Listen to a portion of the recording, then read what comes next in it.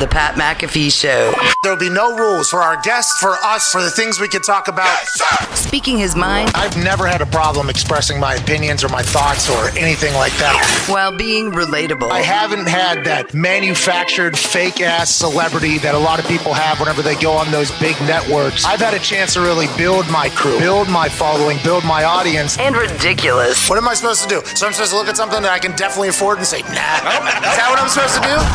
The Pat McAfee Show starts in 3, 2, 1. Hello, beautiful people.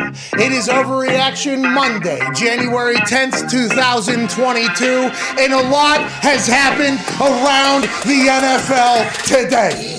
There is so much to chit-chat about. We can't thank you enough for joining us here at youtube.com/The Pat McAfee Show. All of the boys are here. At Ty Schmidt, looking fantastic, sitting at the number 1 seed of the NFC as a Packers owner. Next to him, at Boston Connor, a man who loves the New England Patriots through and through, who just got done losing to the Miami Dolphins, actually getting swept by the Fins Up Dolph fam and their head coach gets fired. Nice. Come home, Brian. At Boston Connor says, come on back to New England, run the defense alongside old Steve Belichick, and let's continue to do this dynasty thing. Sitting in his little perch over there with a cowboy hat on is a man who's a fan of a team that just weeks ago we were having a moment of silence for because the winning record streak that Mike Tomlin had and had been on since the beginning of his coaching run for the Pittsburgh Steelers seemingly was coming to an end as that team stunk. That team was battling injuries and COVID, and Ben Roethlisberger, the cowboy, was taking the tractor. Another round.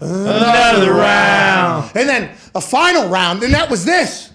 And we had a moment of silence for the Pittsburgh Steelers, and all the Pittsburgh Steelers fans were saying, you know what? Fuck it. Let's just enjoy Ben's last run here. We might lose. There's going to be turnover after the season. We can all assume that the future is going to be different than it is, but that was the mindset. And then the Steelers started winning games they weren't supposed to win, and another team in the AFC started losing games they're not supposed to lose in Duval County, fucking Florida. Oh, my God. Tone Diggs won half of the hammer. Dahn. Cowboys. Tone, congratulations on the Steelers literally sneaking in the back door. Congratulations, Tony. Good job, Tony. When you remove yourself from the equation and you put everything in the hands of the football gods and you ask the football gods, hey, who would you rather have in the playoffs? Ben Roethlisberger or Carl fucking Wentz? It was a pretty easy decision for the football gods. Well, I would like to have a word with the football gods because as I was watching that game yesterday, I saw a lot of things happen earlier where I was like, what the fuck's going on here? One of them was somebody mentioned that, if the Colts lose this game, by the way, they're probably not in the playoffs. And I said, how did I not know this? I talk about the NFL literally every day of my fucking life. I am maybe the loudest Colts fan, although the Colts in their social media department say it's Dan Orlovsky, but I am probably the person with the biggest platform that is associated with the Indianapolis Colts. I'm not saying I'm anywhere near the greatest or most well-known Colts fan. I'm just saying on a day-to-day basis, I think I am a person that is a representative of a franchise in a program here in Indianapolis as the Indianapolis Colts. I think that's safe to say. So I rode the wave with this team every single day, every single week, every single thing on this show, and I thought to myself, well, goddamn, the Colts are the team that's going to get going. The Colts are right now in a position to win in January. That's right. They got a running back who's a fucking MVP candidate. How you doing? Keep it moving. Oh, yeah. That's right. Offensive line has 2 top 100 players on it. Yeah. 2 top 100 players on the one offensive line. Stat that. That's real stat, unlike your fucking tweets that we will have to get to that have been getting into Reddit. You can't just use hashtag stat that as bullshit theories that you think in your head. How do you sleep at night? Have a little respect You're for scumbag. You stat disrespected the internet, you disrespected the NFL, and you definitely disrespected stat that. I thought they were real. They probably are. Yeah, that's not what stat that means is probably. You're a bad guy. That's a better guy. person than you are. You're a bad guy. Boo! Thank you. You guys must be forgetting that this is the first 18-week regular season, and everything that happens this season is the first time ever. Yeah, that's not what you're referring to. Stat But that. anyways, we had 2. I mean, that is real. Stat that. That is. Stat that. Finally. Anyways, Connor disrespected the internet and stat that yesterday. We will talk about it at some point in this particular thing, but there's 2 top 100 players playing offensive line for the Indianapolis Colts. There's an MVP candidate in the back. There's a quarterback getting paid $30 million. And then on the defensive side of the ball, you got a defensive player of the year candidate, numerous Pro Bowlers. There was not on a run where you beat the dog shit out of the Bills. Yeah. What? In Buffalo. Beat the Pats at home. Beat the dog shit out of the Pats. Beat the Cards with no players. Yeah. No players beat the Cards. This is all in a matter of like a month, literally, during Christmas, not that long ago. So the thought that the Colts might not make the playoffs never even broached conversation in here. Nope. I don't think it broached conversation anywhere around Indianapolis. I think a lot of us here in Indy were learning during the game in Clown Town. Yeah. Downtown, Clowntown, Duval County. Yeah. A celebration of clowns took over Shad Khan's Pool Paradise because fans were so disgusted with how the team was being run because the team was so bad. Their own fans were burying the program about how bad they were. Their own fans were showing up saying this place is a fucking clown show organization. Which is what Joe Judge said about Washington. Washington obviously beats the fuck out of Joe Judge so much Right. so that Dave Gettleman's about to retire. Exactly. Anyways, that is what the Duval, Jacksonville, a niche group, not everybody, but a niche group were talking so much shit on their own organization. They had a plane fly overhead. Clown time. The Colts, 7 Pro Bowlers. MVP candidate, defensive player of the year candidate, on a run, beating everybody, loses to that bad, knocked out of the fucking playoffs. Now the Colts are dead. Carson Wentz is owed another $15 million next year. There's a lot of conversation about Frank Reich. What the fuck? How does this even happen? I got a lot of those questions too, but it's not just Frank. It's like the boys on the field. Yeah. How do you lose to Jacksonville? It's hard to play down there. No, it isn't. You guys got the number 1 pick again. Yeah. Okay? It's not hard to play down there. You got the number 1 pick again. They almost lost the number 1 pick because of how good they played yesterday. And by the way, I would like to say, too, the Clowntown's defense, if this season was another 12, 13 weeks long, they're just getting in there. yeah. That's right. That fucking defensive line, they made the offensive line for the yeah. Colts look terrible. Bad. They were able to stuff Jonathan Taylor. Now, granted, we were not going to Jonathan Taylor first. We wanted to put it on Carl Wentz's shoulders for sure. Makes sense. Guy doesn't turn the ball over on the road. Yeah, and fucking stand-up Archuleta and Bryant leading that show with Carson Wentz has been very good with the football this year. It's like, what? You didn't watch any film. Nope. You didn't watch it. He threw 10 picks in one game. The other team didn't catch him. That is a part of the, it's just, anyways, congrats to the Steelers because the Colts lose to Clowntown. Thank you, Pat. But the fucking Jags looked unbelievable Thank you, yesterday. Jags. Just so everybody knows, the Jags looked unbelievable yesterday. The Colts looked terrible. Now we got a long offseason. And, Kenny Moore came out and said, thanks to Colts Nation for good and the bad times and all that. And, we'll come back better. And Darius Leonard said, I'm getting in the offseason and all that. Here we go. Ain't nobody in Indy want to hear that, man. No.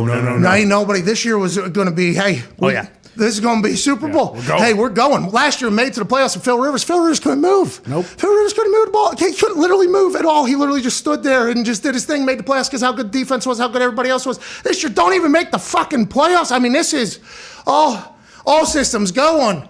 Everybody's seeing red here in Indy, and I think the Irsay family has proved that they're consistent.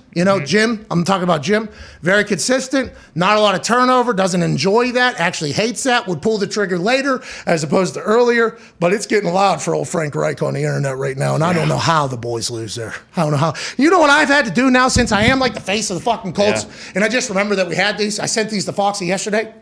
You know what my life consisted of yesterday after that game ended? What's that? A bunch of fucking clown emojis with mustaches burying me. Oh, no. I mean, burying. There's a bunch of, it was nonstop, same emoji. Sorry, last one. Maybe, says Penny's Thoughts. Just fire, Balky. There's another one. I'm here for this douche's meltdowns. A clown. Teal Tomahawk. And then Clown, back and put respect on Jag's name when you talk about, because they're Colts kryptonite since the top 3 quarterback retired. AKA, man, y'all motherfuckers got the first pick in the draft again. Ain't nobody putting respect on you. You're not putting respect on your teams. You got a clown as your fucking emoji. But this is what I actually kiss our teal asses. Good morning, Pat McAfee Show. Just a reminder, the Colts will not be in the playoffs. Matt Hole! Come on, Matt. This team has not been in the playoffs. Come on. And he is just right in sending this to me. This clown is right. Because what happened yesterday, after that game yesterday, and then it's not just... My God. By the way, it's not just clowns on the internet around Clown Town, Duval County. Holy okay, shit. this whole thing has kind of crept into our group text messages. Absolutely. So our group text messages this morning, as we're getting ready for the show, lots happening. You know, a lot of coaches were fired. Flores, he won 8 of the last 9 games. See you later. Nagy, Zimmer, Fangio. I'm talking, there's a lot of big-time news happening around the NFL that maybe we could talk about instead of the Colts thing, but no. Even in the group text, they just sent this over like 20 minutes ago. A perfect QBR, 100. Okay.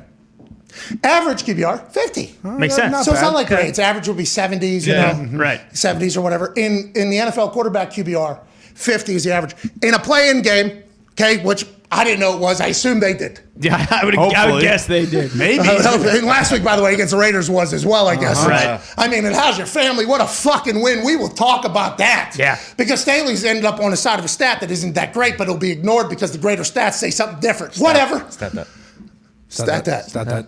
That was actual. They're not like your bullshit. Well, I still think mine are. In a playing game against the worst team in football, number 1 pick again. Yep. Carson Wentz posted a QBR of 4.4. What are we doing? Yikes. Is that a real number? I don't know where the 4.4 came from, to be honest, after watching. Yeah. I mean, I guess there was a completion or two out there, but what the fuck happened? And then the magic, obviously, of the NFL.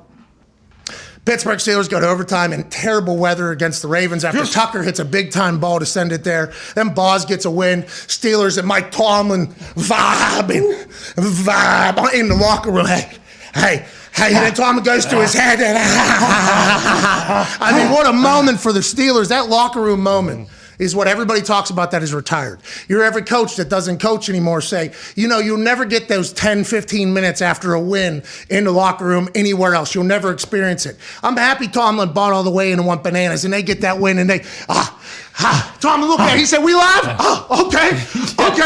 And then he almost hits dude in the face. Let me fix the hat. Let me come in here. I mean, those are moments that you're, pulling for and hoping for and wishing for. And when you're not in the game, you're missing those moments right there. And then obviously, it all depended upon the Raiders and the Chargers. And Brett Michaels said it best. Noted Pittsburgh Steelers fan. That's right. The biggest, maybe. Yeah, face of Pittsburgh.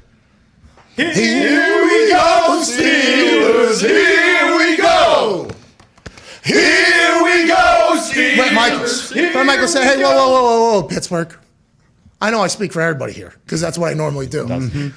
What? He doesn't. I seen him on ESPN. Yeah. Guy didn't watch the fucking game until 5:30 yesterday. Oh, yeah, DVR had a big show the night before. Don't you worry about it. He's on tour, dude. Yeah, he is. He's singing. He's making music right now. He's in the studio. Brett Michaels doesn't sleep. Every rose has its thorn. He's actually already every band has its day. He's singing a remix, like Wiz Khalifa and like Lil Wayne did for Brett Michaels making one for this Pittsburgh Steelers run like Ben Roethlisberger. But Brett Michaels speaking for the entire Pittsburgh city, he said, hey, let's not get too excited here. We just got to hope there isn't a tie tonight. And everybody, I think even Tomlin said to himself, hey, Brett, shut the fuck up. Okay, we're in a good spot. Now, it was a fascinating thing, though, because Brett brought up a very good point that we almost actually witnessed because it is alleged now that if Brandon Staley doesn't call that timeout, the Raiders were potentially thinking about just draining the clock. Hey, we both go to the playoffs. There's allegedly a clip where the long snapper is talking to Eckler after the game, and he tells him, hey, we're just going to run the clock out, but you guys called timeout with 38 seconds left, and then it kind of, gave the boys a rest. We popped for 10, and we have to do what we have to do. Like you guys kind of played our hand. Richie didn't want to.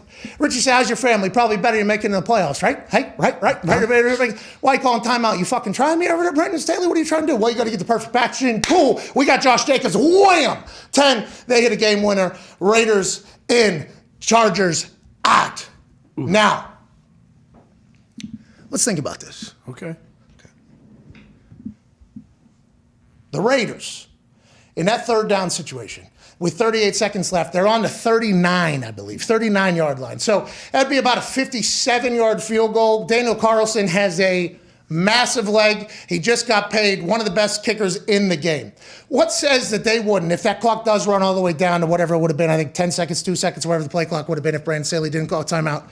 What if they, trot him out there for a 57-yarder, last play of the game? If it goes in, we win. If not, we're all going to the playoffs.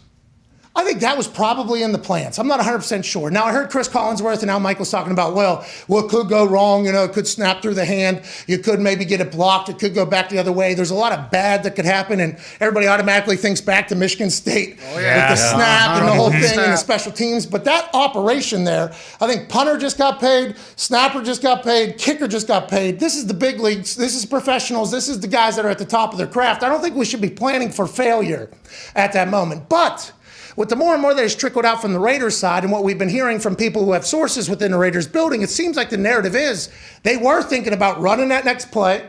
If they don't pick up any yards, all right, we'll just run this thing out. If they did pick up yards and got into a position in which they thought it was a safe field goal, probably going to kick it. So I think the Chargers would have had to make a stop regardless, timeout or no timeout. But the fact that he called timeout kind of gave the Raiders an opportunity to kind of relax, reset, get to maybe their best run, because he was shotgun formation, I think, before timeout, under center after timeout, full pop to the left there. So I think it kind of offset everything. A lot of people attacking Staley for, all the things that Staley does that are completely stats-oriented and everything like that. In this particular case, I don't believe that it would have mattered. They would have had to get a stop on a run anyways. Now, granted, if they only gain 1 yard on that third down and it's still a long ball and it's like, I'm Richie Bisaccia. I'm in a position that I never thought I would be. This team should not be in a position to make the playoffs. Here we are. Let's just make the playoffs instead of something potentially crazy happening.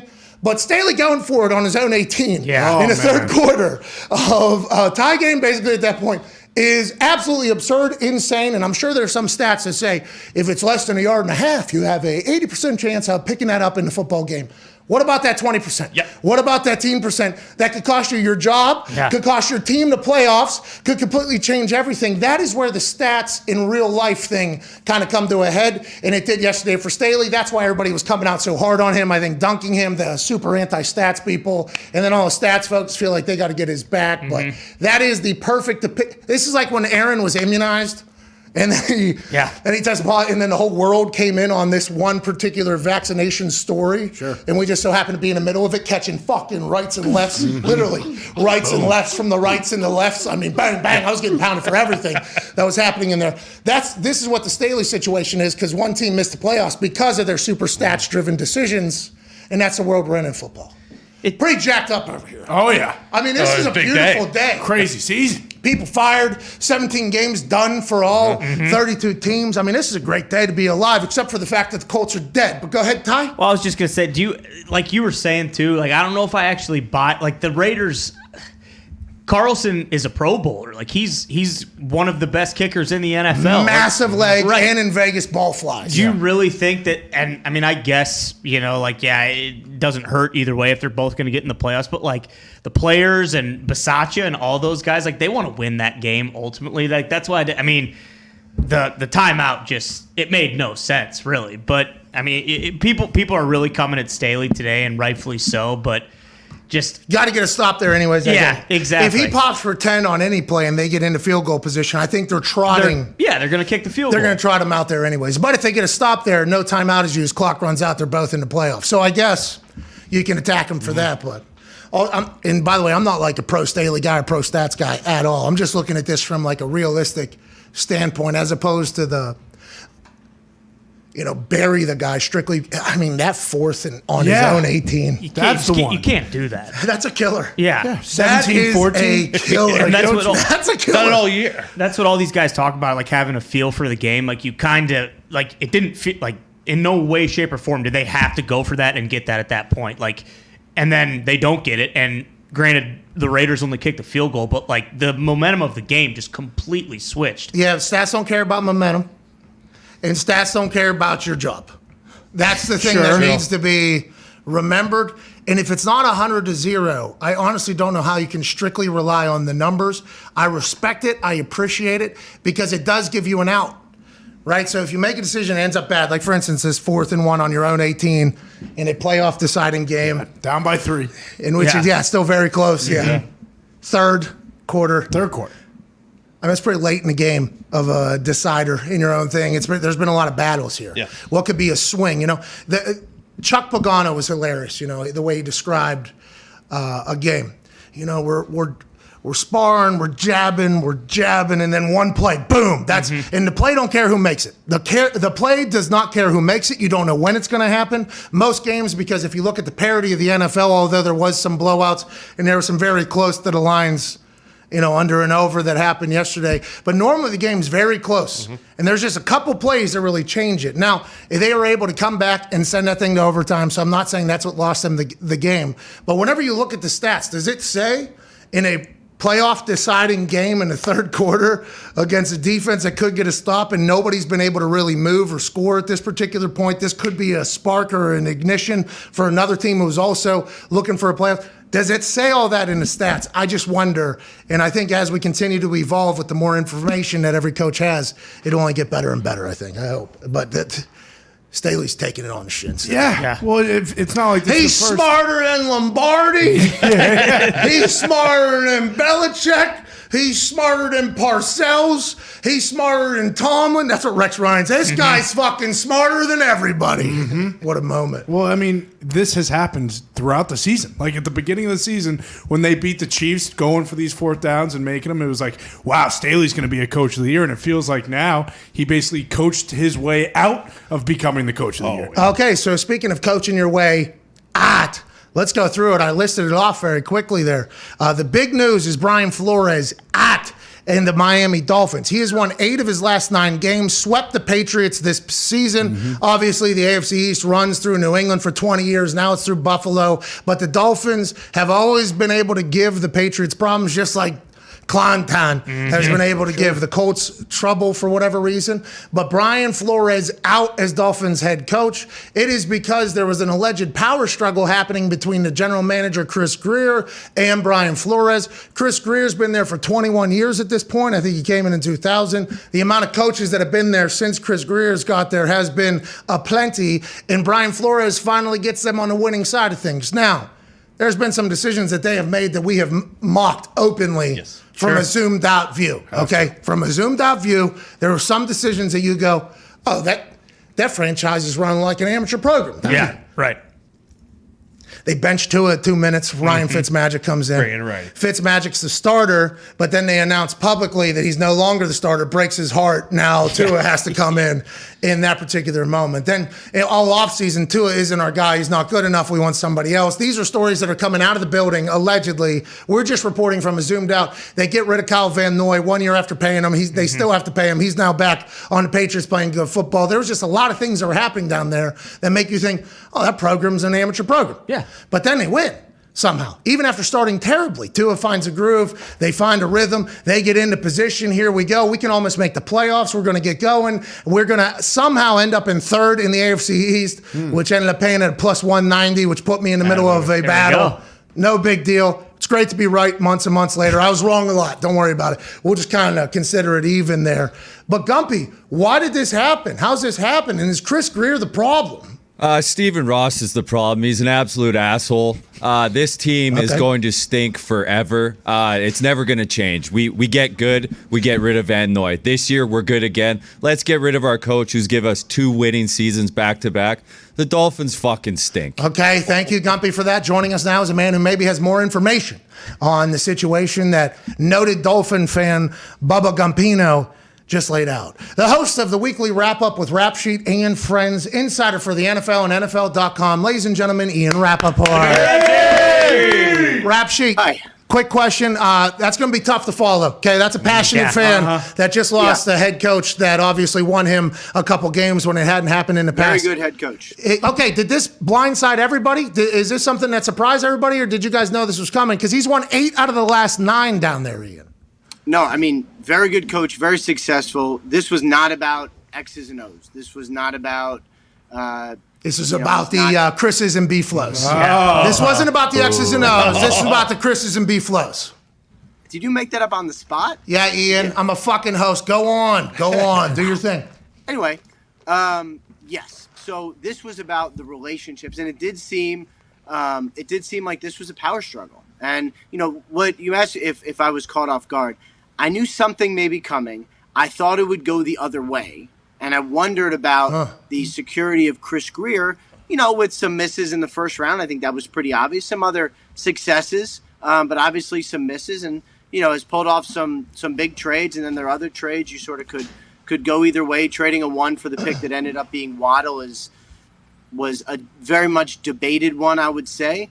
And I knew that Flores and Greer were working on the relationship the last month, so I kind of came into this thinking something may happen, but also kind of believing that they would end up deciding to work it out. And it sounds like when Stephen Ross got all this information, kind of learned of the lack of communication and internal tension, he just decided that the coach was the problem, not the GM. So now Brian Flores is out and probably will be one of the hottest head coaching candidates in this cycle if he wants to take one. Good luck to B-Flow in the coaching cycle. And I don't want to move on too quickly from the Dolphins because they're Dolphins. Who cares? Yeah. But this is quite an interesting situation. The Dolphins, no offense to the Finn fam, I mean, they have a very passionate crowd and loyal fans, which makes no sense because these decisions continue to happen.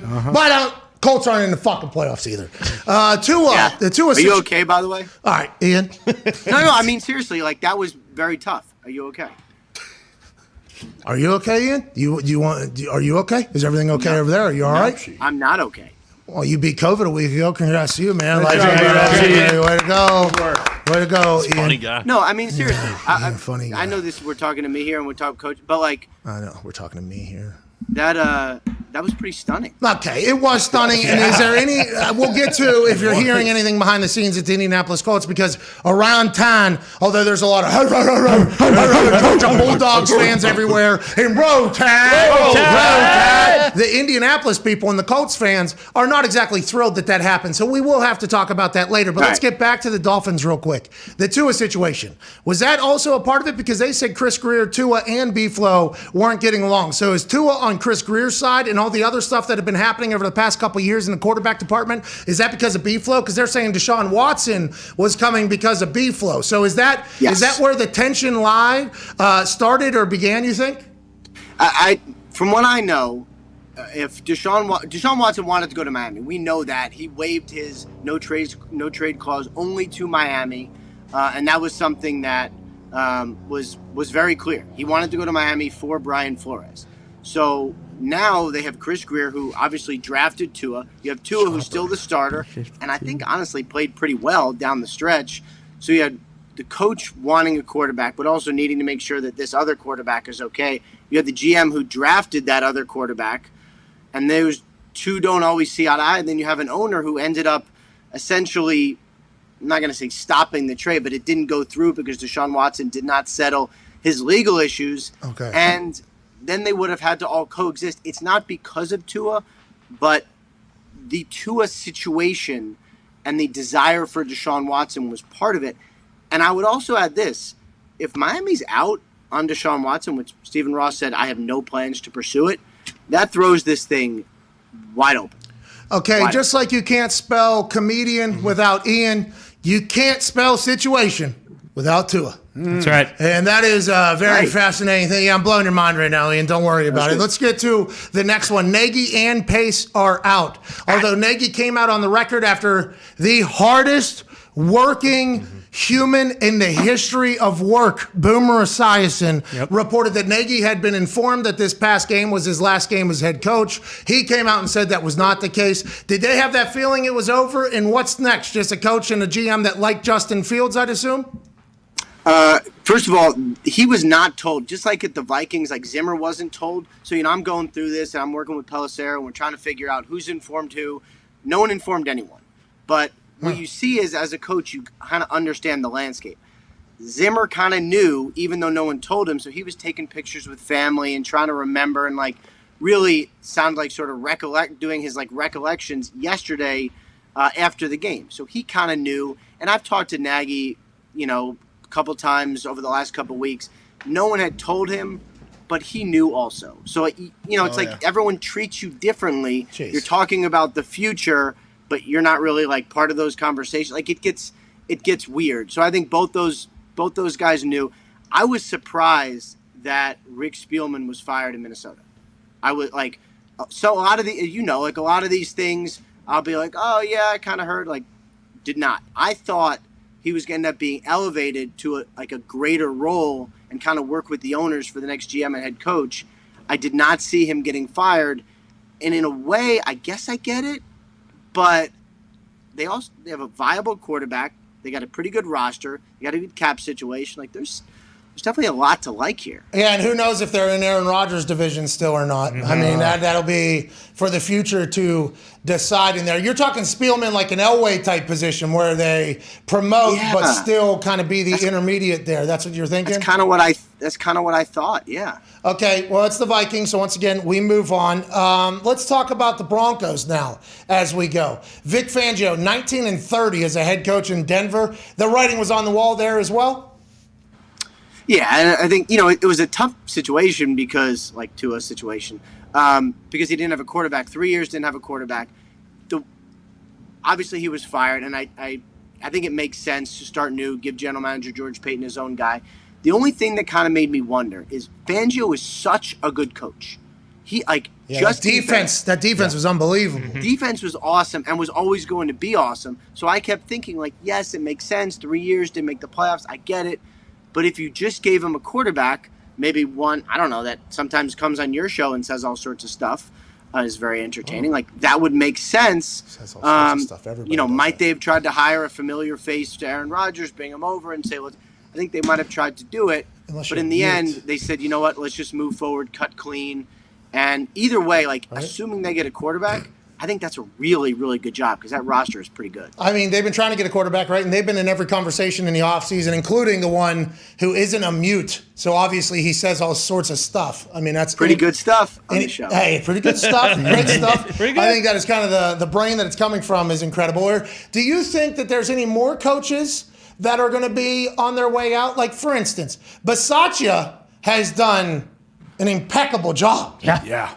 How's your family? Not good, Staley, because you couldn't get a stop there, and you went for it on 4th and 1 on your own 18 in a playoff deciding game in the third quarter when it's a very close game. Not a lot of points have been scored yet. But Staley's going to grow from this. He's going to learn from this, just like all the old coaches that say, stats and potential will get your ass fired because they go through these types of things. He'll continue to become a better coach, I think, from all of this, right? I think Staley's a very smart guy. But Bisaccia, that team has no fucking business winning games that they win. They beat us I guess the Jaguars beat us too, so who gives a fuck? Right. Anyway, but Bisaccia's been winning games over there. Derek Carr, hell of a player. We should show him a lot more respect, I think, both leadership and physical capabilities. But Richie Bisaccia, where's this? Is he going to get interviews for other jobs if the Raiders don't give him? What do you think happens with him? Oh, no. So what's crazy? Oh, no. This guy stinks. No, this guy stinks. Oh, you're a mute. Yeah, you're not saying stuff out of your mouth anymore. No, we're good. Okay, I'm just making. I lost you for a second, so I was making sure we're good. Okay, go. We lost you too. I've been, I've been kind of doing this and talking about the Raiders coaching search and where they're going to go, and everyone's like, Bisaccia will get an interview, but he doesn't have a great chance of getting the job, and I definitely get it. Except that was an amazing win. Now they're going to the playoffs, and they face the Bengals, who are good, but they could win, and right, so he really is doing a great job. Nobody likes special teams. None of the owners like special teams. Nobody wants to hire these guys, except Harbaugh's doing a pretty good job. Bisaccia took over and is doing a really good job. So I still will kind of stick with what I was saying, that it's going to be at least an open search, but you got to think he should get some consideration, right? I mean, this is impressive. I agree, and Joe Judge isn't doing the special teams guys any favors right now. Dave Gettleman allegedly going to retire. Does that mean Joe Judge is done? Hashtag Jay New. Jay Glazer said yesterday that if you asked him a few weeks ago, I think Jay used to work for the Giants or covering the Giants, and we just assume that his Giants info is good, as you probably do as well. He said that he thought Joe Judge would definitely be back, then maybe be back. Now he's at the fence like he doesn't know if he'll be back. Is that kind of the feel of everybody, all the insiders? So here's where it stands for me for the Joe Judge situation. So he met with his coaches a couple minutes ago and just met with his players. It sounds like he is planning for the future with the thought that he will be back. right? So he is talking to the coaches, talking to the players as if he will be back. The team has not announced it, just like they haven't announced Dave Gettleman's, whatever it is. Oh, you don't think he's retiring? You don't think he's retiring? I mean, I think he will not be back. Oh. Is this like He's a Teddy good man. Bruschi retirement? He was also taking pictures with everyone. I think he will be eventually deemed a retirement, which is good and very nice. He's a good guy. Why is Pat looking up to the side? Oh, so you're saying that the Mars are saying, hey, listen, you fucking retire or fired. Huh? Hey, either we can whack your ass or you can retire. They can't. Retirement's a much nicer way You of can walk saying out it. of the He's a good building, guy. okay, on your own terms, or we can fucking pick you up. How's your family? Go fucking see them. Is that what kind of happened, you're saying? Maybe. Okay, good. I'm happy we got to the bottom of that. Okay. Well, congrats on a hell of a run. Yeah, all right. Good work. And by the way, I think I'm walking myself out too. Instead of the other. That feels like probably the right decision. That feels like the right So decision. as far as Judge, though, there's a lot that goes into this, and there's a lot that goes into him showing that he should be back. It's like, what's your plan? Who's your plan at OC? How are you going to work with the new general manager? There's two owners, so everyone talks about John Mara, but Steve Tisch as well. And I know he'll be meeting with both of them, not just one of them, both of them later. So there's a lot that has to be finalized, and the team has not announced anything final. It seems as if everyone is proceeding that he is going to stay. I've seen it flip, but that's the way it seems for me. And I would say 3 or 4 weeks ago, I was also hearing definitely stay. Maybe it's a little more up in the air now, but it seems like everyone is proceeding as if he is going to be the head coach, though it's not been made official. You think Joe Judge walks in tomorrow and says, give me 15 real quick, please? Like he did at training camp with all the boys in their pads. Yeah. Hey, we're changing the culture around here. Everybody full pads before we run sprints. I need 10 push-ups, 15. What? Right And now. by the way, not a single player told him to go fuck himself, which is if you watch our coverage of that particular incident, that was our entire thing. It seemed like he had the entire team all in. Even vets were doing push-ups in full pads. Yeah. That had not happened since Pee Wee football for a lot of these guys. Well, but for real, this is the problem, though. Is look, they are bad. I'm Terrible. not blind. They are bad. Everyone kills them for the sneak on 3rd and 9 or whatever. That's a bad call. Definitely Freddie Kitchens get is it. there, by the way, just real quick. Freddie Kitchens is a part of a draw on 4th and 13 as well. I mean, I don't want to throw Freddie Kitchens under the bus. He sounds like a great man. I never met him myself. But these are a couple of things. That's very rude of him to say. We don't think that. All right, let's move on. Freddie Kitchens didn't deserve that. He's doing his thing. Joe Judge does his thing. Last thing from me before the boys have their questions. Yeah, the Colts got knocked out of the playoffs yesterday because they lost to the Jacksonville Jaguars down there in Clowntown. Okay, there was clowns in attendance mocking how bad the Jacksonville Jaguars organization has been for some time. Their own fans said, we're going to pay tickets, we're going to go, and we're going to put clown wigs on, and we're going to even do the paint and the noses because we hate the way this place is run. This is not how NFL teams run. They beat the Colts yesterday, knocked them out of the Colts. Did you know that if they lost, they probably weren't going to make the playoffs? I had no idea. Sorry, as we're talking, the Giants just announced that Gettleman will retire, and they will begin their search for the next GM. Okay, congrats. Congrats on a hell of a run, Gettleman. Nice Congrats, run, Dave. Hey, great retirement, Dave. Enjoy it, Dave. Enjoy it. Dave. You earned it. Way walk your way out of there, Dave. It was a tough road these last couple of years, but that's not on you, Dave. Try it, Dave. Thanks, Dave. You're okay, Dave. It's tough to win in football, Dave. You did a lot of that, but it's all on you here. Yeah, Not congrats, quite enough, Dave. Dave. Congratulations. Congratulations, Dave. All right, let's get back to the Colts So here. Colts. Yeah. What happened? Did you know if they lost, they were out? I had no idea. Yeah, it's. I knew, and the weirdest thing for me is everybody was talking. The Jaguars are bad, but everyone was talking about every time the Colts go down there, the Jaguars win, and I'm kind of I'm honestly listening, and I'm like whatever. There's no way, but because the Colts have been so good, and I'll tell you the thing that was alarming to me. I mean, you watch them all the time. They're so physical and they're so tough, and they weren't yesterday, and I don't understand. And it's I know everybody wants to talk about changes. Frank Reich is a great coach. Chris Ballard is very good. They just weren't. They just got beat yesterday, and it's sucks, and it sucks. But they just got beat, and I don't know how to explain how not physical they were. But that was rough. Okay, I pundit Ian. I would say this, and I know you think I'm joking. I was feeling for you yesterday. Okay, thanks. I appreciate that. I was feeling for me too there for a couple hours. I was tore up about it. I did not expect to be as tore up about it as I was because I know I have to get in front of one of these things with this ball sitting in front of me every single day, and my team isn't even in the most important important time of football. My team isn't in when. His team is, their team is. It's me, the Bears, and the goddamn Lions. Hell yeah. And the same thing. And the Dolphins, which, by the way, I mean, it only gets, it's tough. This is tough, dude. Now, granted, go Pack, go. All right. Go Pack, go. Here we go. Here we go. I'm a fan of everybody now, Ian, but it was a tough day yesterday. What's the future look like, you think, for Carson? Are you hearing anything, or has that conversation not happened yet? I would say, if you asked me a month ago, I would say the Colts are very excited about Carson Wentz. They like the contract. They were moving forward with him. I have not heard that has changed. It will definitely be something I will be looking into. They traded a first-rounder for him and believe in him. Yesterday was bad. So I could see a situation where maybe they draft someone or well, I guess this year they won't do it, but maybe they draft a late second-round guy, third-round guy. Foxy. You know, it's a problem because you invested so much to not run it back is just like washing the first rounder down the whatever. Wow. That wasn't good. I knew they believed in him; they were all in on it, but I'm gonna have to go back now and figure it out because that was not. Yeah, go back to the lab. All right, Rap Sheet, excited to hear what you got. And by the way, Carson played some great football. Carson played some great football this year. Team didn't make the playoffs. Carson played some great football, though. Who knows him and Frank another year, another offseason. Remember, he broke his foot, the whole thing. Sure. Go ahead. Sure. Oh, my God. How they not make the playoffs? Yeah. Unless he buys a John Deere this offseason. That guy ain't never going to fucking win anything. All right, please ask your question. But Rapshi, you reported this morning that Darius Smith has been cleared for the Packers. Is it basically just what you thought it would be? They're going to get him and Jair Alexander. We saw Bakhtiari played about 2 quarters yesterday. Are they pretty much going to be all systems go come their first playoff game? Jair Alexander, I think, is going to be okay, but it's been so touch and go that I'm not sure. But the Darius Smith thing is it really is massive. Now, nothing's as big as getting David Bakhtiari back.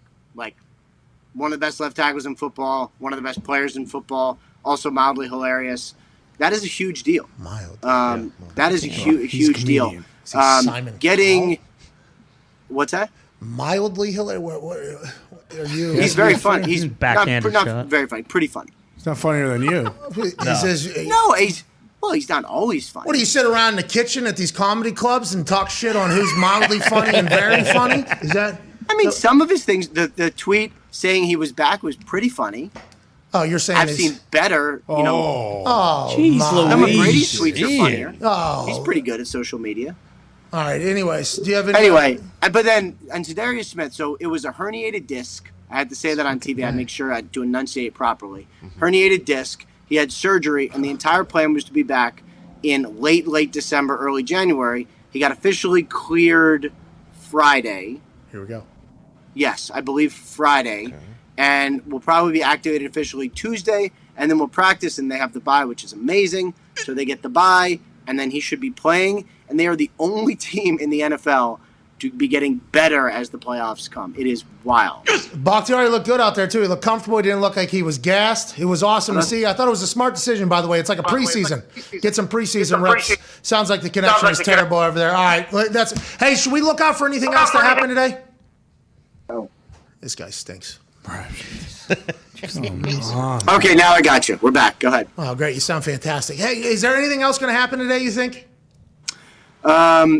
May get some more finality on Judge, although we think we know. David Culley's situation, they're discussing in Houston, probably won't be today. I don't think. Anthony Lynn was let go as OC. Wow. Not a surprise, but that's, Dan Campbell, you're looking at it, kind of a new OC. And I think that's it. Panthers are going to be trying to hire a new offensive coordinator, and then we'll see kind of where everyone else lands. Nick wanted me to ask Pete Russ. What's going on there? Russ doing a lot of almost campaigning about how much he loves Seattle these last couple weeks. Now, he's being asked these questions. He has to give these answers, but he is a very calculated, intelligent human being. He put over Seattle and dream of being at Seattle, and that's his prayer and everything like that. But it feels like all systems or all roads are leading to them splitting. What are you feeling? They're going to have a conversation with the owner, who is Paul Allen's sister, Jody. She has not talked to a lot of people. So, like, me and everyone else has been trying to do reporting on, like, if you notice, there's been kind of like a lack of reporting, I hate to say this, on, like, what Seattle plans to do. Reality is nobody knows because she hasn't confided in a lot of people. So we know that Russ has said he wants to be back. I know Pete Carroll's not getting fired for X's and O's because he is a very, very good coach. The only thing I could see happening is when they meet and they get together, one person thinks Russ should stay, one person thinks he should go. If John Schneider and Pete Carroll or Pete Carroll and the owner disagree, they might have a parting. That'd be the only way it happens. It won't be like you're not a good enough football coach. It'd be like you don't believe in the vision that we have. That's the only thing, and I don't know which way it's going to go. I think he's back, but I do not know. Hey, shout out to Jody. I respect that, by the way. Not telling anybody shit. I like that a lot. Now, granted, you journalists need to do a better job because it feels like with the lack of information, you're misleading. Okay? Yeah. And don't you even think about doing that because the Seahawks fans don't deserve that type of treatment. We appreciate you, Ian. We will continue to follow along at Rap Sheet NFL. At Rap Sheet. Just at Rap Sheet. Congrats to you, man. Like, hey. Thanks, guys. We'll let Bakhtiari know that you think he's mildly funny. He is a very nice guy. I know he respects my opinion. You tell him that, and you let me know what he says. Okay, we will. And if I got to deal with him, So be it. he's going to smack you in the mouth. Ladies and gentlemen, Ian Rapoport. Thank you, buddy. He's the best, dude. Oh, yeah. He is the absolute best. He knows that. He just heard it. You know, he actually just agreed with us probably for saying that. How about Ian, though, saying, hey, I didn't know Spielman was going to be gone. You know, I pretty much know everything. Ian, every time something happens, actually, Pelissero told us, like, you mentioned something to Ian, Ian says, I know, he's classic. Yeah, I already knew that. I got that.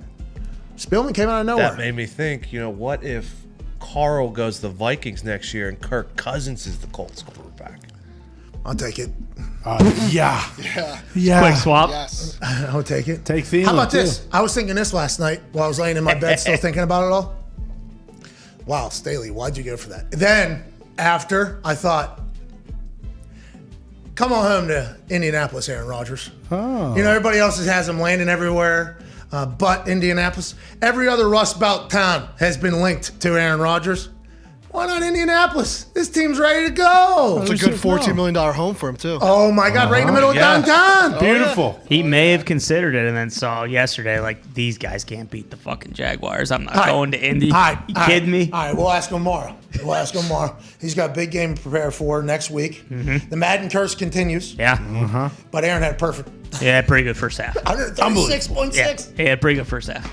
Not enough to cover the fucking first half line, but Come on. Yeah, minus 1.5. What the hell happened there? Well, MCDC was like, hey, we're pulling all the Yep. Triple reverse pass touchdown. fake punts, onside kicks, the whole thing. Jack Fox dropped one in a bucket, by the way. Beautiful. All right, I'll tell you what, man. Tell you what. What are we playing for? Nothing. You gotta leave all the bullets on the table, man. Man, what's your Kneecaps, favorite? man. What's your favorite offensive play, man? Triple reverse, quarterback, wide receiver throw. Run it. Fucking do it. Did it twice. All right, we're back in 4 minutes, wrapping up hour one here. Before AJ Hawk joins us, Darius Butler will be in hour two. Jeff Saturday, hour three. Can't wait to chat with him and you on the 5-Hour Energy phone line, 1-833-4 McAfee CN4.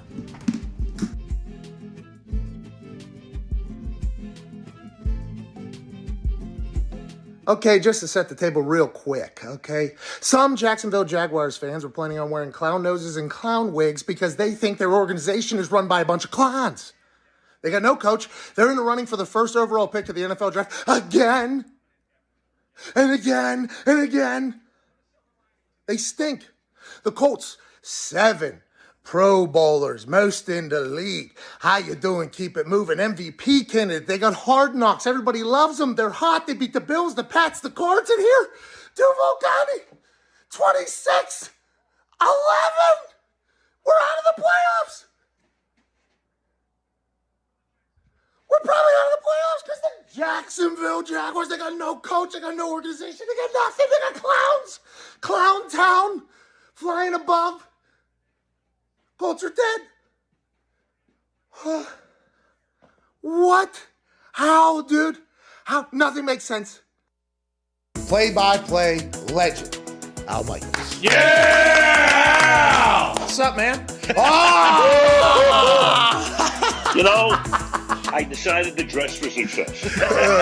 I respect. I've been working out all week, baby, just to be your doppelganger. And I got to tell you something. You know, I don't know what the future's going to hold next year, but if you got a spot for me, either in the studio or I could play the role of A.J. Hawk as well.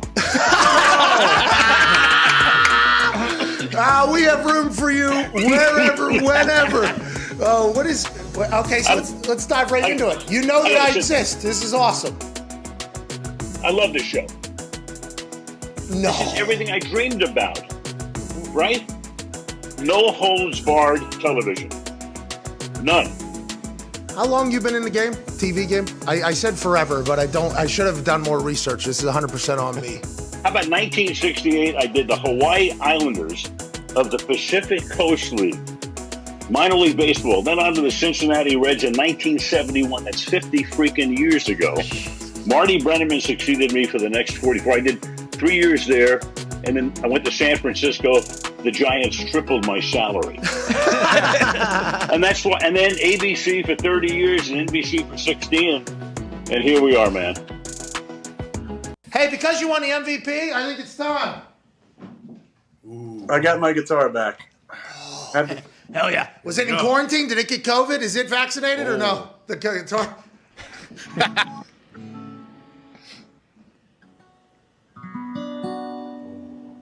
Is that Garth? Laid it all on my roots. I showed up in booze and ruined your black tie hair. I was the last one to show, the last one to go, the last one you thought you'd see there. I had a surprise, a tear in my eye. Champagne, and I'll be as high as an ivory tower, 'cause you'll never hear me complain, 'cause I got friends in low places where the whiskey drowns and the beer chases my blues away. Guess what? I'll be okay. What a show. Wow. Hell yeah. Woo. That's the show. All right, actually, we're going to wrap up this hour. Let's get to a break. I don't know what song's going to be playing right now, but it ain't us playing Garth with Aaron playing again. Hi, welcome back to Overreaction Monday, January 10th, 2022. There's a lot to talk about because it is NFL playoff football time. Oh, yeah. And that's exciting because we're going to find out who becomes the champion of the best league on earth? Who started this voyage all the way back at the draft, in OTAs, in training camp, all the way through the longest season in the history of the NFL? 18 weeks, 17 games, a grueling process in which we saw giants slayed and underdogs come to life. Firings have already happened. Teams are being reshaped, and one team will find a way to finish this climb to the top of the mountaintop. And who will be? Oh, who will it be? Who will it be? King Henry and the Titans. Will it be the Titans, who are the number one seed in the AFC after locking up and doing what they have to do? There's a team that wins when they're not supposed to and doesn't lose when they're not supposed to. The Titans, coached by Vrabes with all their injuries, getting Derrick Henry back for the playoff push. That team's number one in the AFC. And I was reminded that that since my little speech down there on Broadway in Nashville at the draft. Oh, yeah, okay. You know, nothing good has happened to the Colts. everything good has happened to the Titans. Well, Reggie as well. That's not. Well, me and Reggie would like a little bit more thanks then from y'all motherfuckers. Yeah. Okay. Hey, there you go. I like a little bit more of a thanks from them. And then obviously you got the Packers on the other side. Oh, yeah. Steelers, Chiefs, Patriots, Bills, Raiders, Bengals. The AFC side is a packed card. And on the NFC side, Eagles, Bucks. Who's going to get going there? Niners, Cowboys. Are the Cowboys in trouble when the Niners get that motion offense rolling? How about Cardinals, Rams? They say McVay owns Kingsbury. They do say. But McVay, just yesterday ran onto the field, celebrated, and then got steamrolled immediately afterwards. That's right. I am intrigued and excited for the playoffs and for the wild card round. Let's go ahead and get to the times. There's another graphic here. So Saturday at 4:30, Raiders, Bengals. Great way to start the entire matchup. Bisaccia, how's the family? You're going to play good football. Thank you, Coach Richie. Coach Richie. Yeah, hey, go for the Paisans, obviously. Get the Steelers in. And I still believe that Bisaccia did think back to some family member he has somewhere from Pittsburgh and says, let's go do this for Pittsburgh. Well, I like that he respected the integrity of the game, Pat. A lot of people were calling for a tie, a kneel down, if you will. This is professional football, okay? No one's going out there and just laying down. Coach Richie respects the shield. He respects the game. Well, and Staley's not getting enough credit for that as well. He called a timeout and said, let's play to fucking win the game. Get a good run fit out there. All right? Come on. Hey, it looks like they're going to tie and we're going to get the playoffs. Timeout. Timeout. Can't do that. Don't fucking do that to us. Don't you do that bullshit that isn't NFL football to us. Yeah, it crushes analytics. Maybe we should give Staley a little bit more credit. Anyways, that's the first game. And Ian Rapoport said, Bengals, they're good. Like, Ian Rapoport came out of nowhere on off the top rope on Bengals there, and he's probably going to get buried by their fans. Yeah, very unnecessary. Well, you can't spell narrative without Ian. That's right. Boom. Bang. You can't spell rat either. Narrative without rat. That's right. Which is right there in the middle of that whole thing. Felt real good about the Tua situation. Yeah. Felt real good about that. Anyway, Saturday evening, Buffalo Bills play host to the New England Patriots. Can't wait for that game. Oh, yeah, that's going to be a good one. Yeah, I'm excited for that. Then 1:30 on Sunday, Eagles, Bucks. What if Jalen Hurts and Sirianni run all over the Tampa Bay Buccaneers, the reigning, defending, undisputed Super Bowl champs who just dog-walked the Carolina Panthers yesterday? Unfortunately, the Eagles are, I think, 0-8 against teams with a winning record.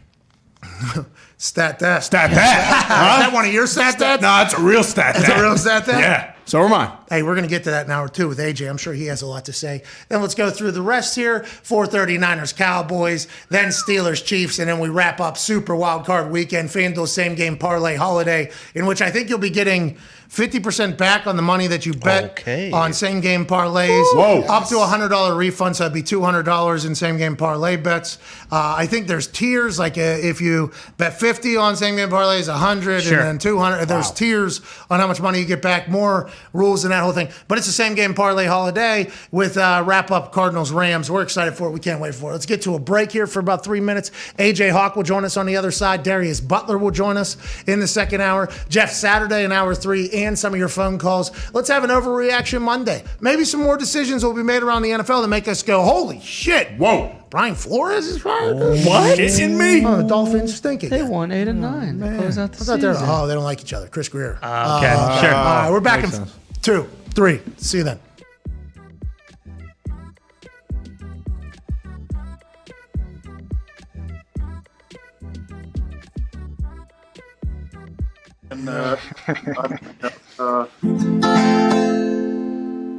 Oh, here we go. All right. Put that capo on. Something? No, I was going to let you lead the way, and then we were going to sing our song that we practiced. What do you guys sing? It's our song, Aaron. Go ahead. Our song? Yeah. Go ahead.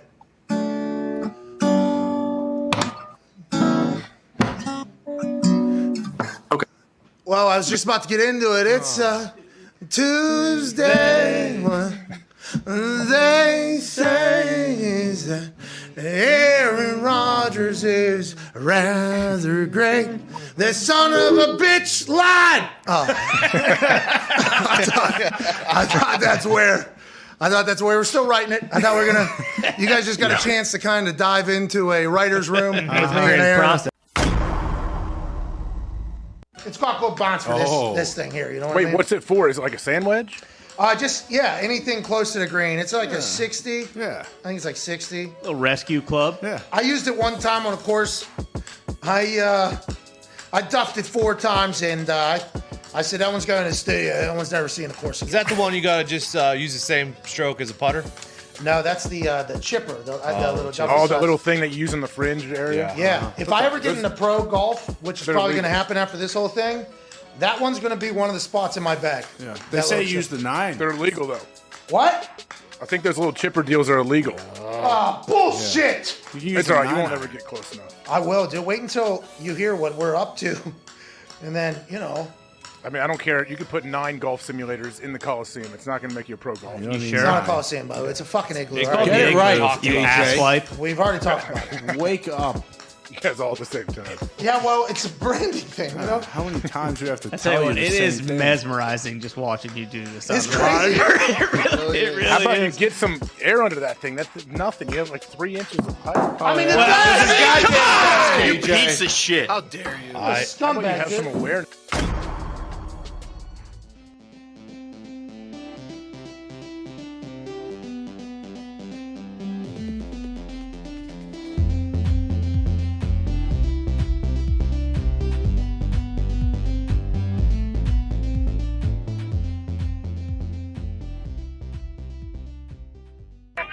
The Pat McAfee Show. There'll be no rules for our guests, for us, for the things we can talk about. Speaking his mind I've never had a problem expressing my opinions or my thoughts or anything like that. while being relatable. I haven't had that manufactured fake-ass celebrity that a lot of people have whenever they go on those big networks. I've had a chance to really build my crew, build my following, build my audience. And ridiculous. What am I supposed to do? So I'm supposed to look at something that I can definitely afford and say, nah. Is that what I'm supposed to do? The Pat What the fuck are McAfee you Show doing? starts in 3, 2, 1. Hello, beautiful people. Hour 2 of this Overreaction Monday, January 10th, 2022 sports show shall begin right now. Yeah! We had to wait for après the beat to drop there from Twine. We can't thank you enough for joining us. Allegedly, we had like 65,000 people watching in first hour at one particular time. I'd like to say to all of them, thank you. There has to be something better, but we appreciate the fact that you're allowing us to be a part of your day here. At Ty Schmidt, at Boston Connor, the legendary Toxic Table. How you doing, boys? Doing Fantastic. great. Doing great. Play a football. It's Boom. here. And we're it's both in here. it. How about it? We're going to miss you this year, Pat. We really will. are. We will. That's why they're the toxic table. At Tone Diggs over there, one half of the Hammer Dahn Cowboys, a podcast about gambling that goes live 15 minutes after this show ends every single day. Also, Tone Diggs, diehard Pittsburgh Steelers fan from the city of Pittsburgh. We went to high school together, grew up on the same street. He and Nick Moraldo, same basic story. He was not on our street, though. He could have never made it in fucking Holiday Park. No, he couldn't. Could have never made it in Holiday Park. The HBTs would have ran your ass out of town. Anyways. I grew up in a poorer side of town than you did. No, listen. No. Listen to Regency I grew up in a Park. grittier side of town. You ain't never touched the grid of Holiday Park. You hear me over there? Anyways, two Pittsburgh guys, diehard Steelers fans. They reaped the benefit of the Colts losing yesterday. Congrats, Tone. Congrats, Tony. You Good did. day. It's a good day. Hey, like Ben will look back on this and probably share stories with Tomlin at some point, and he'll say, "There's no way we should have made the playoffs there in my last year. There's no way we should have made it." Exactly, you're 100% correct. And once again, that fourth quarter rolls around, and that man is start throwing seeds, dude, out of nowhere. Is it because he's calling plays in the fourth quarter? What do you think it is? I don't know. Tomlin talked about it yesterday. Just like, I guess Tomlin said one of his best qualities is when the moment gets big. So does he. Okay? That's Big Ben. Big Ben. That's right. Although I think there's a lot of teams that have big moment players on their team, and going into the playoffs, especially in the AFC side, it could be anybody's ball game. Chiefs right. win. Anybody's. Chiefs are winning again. The Chiefs are doing their thing. That got close, obviously, with the Broncos, but they still win. Will they be able to go on a run? How about the Titans getting Derrick Henry? The Bengals. Well, how you doing? Keep it moving. We didn't see them play. Their best players, obviously, resting for the playoffs. There is so much in the AFC side that could happen. The NFC, same exact way, although it does feel as if it's a little bit top-heavy up there. Here we go. Here we go, Packers. boys. Joining us now is the all-time leading tackler for the Green Bay Packers, a man who has a Super Bowl championship, a college football national championship, which is tonight, by the way. That's right. Ooh. Roll Tide! Go A lot of that Dogs. downtown Indianapolis. Yeah. A lot of ice downtown Indianapolis. Be careful. Slippy out It is a there. bit slippy out there. I'm wearing cowboy boots. Not a lot of traction on the bottom. Oh, that's funny because I wore my cowboy boots to Connecticut on Friday because I'm the commentator cowboy out there. Right. And everything was ice. And I immediately upon arriving to Connecticut to get into a rental car that was given to me by one of the employees of the airport I landed at. Shout out to Justin and Micah. Micah, the ping pong champion of that particular FBO. We did play on the way out of town.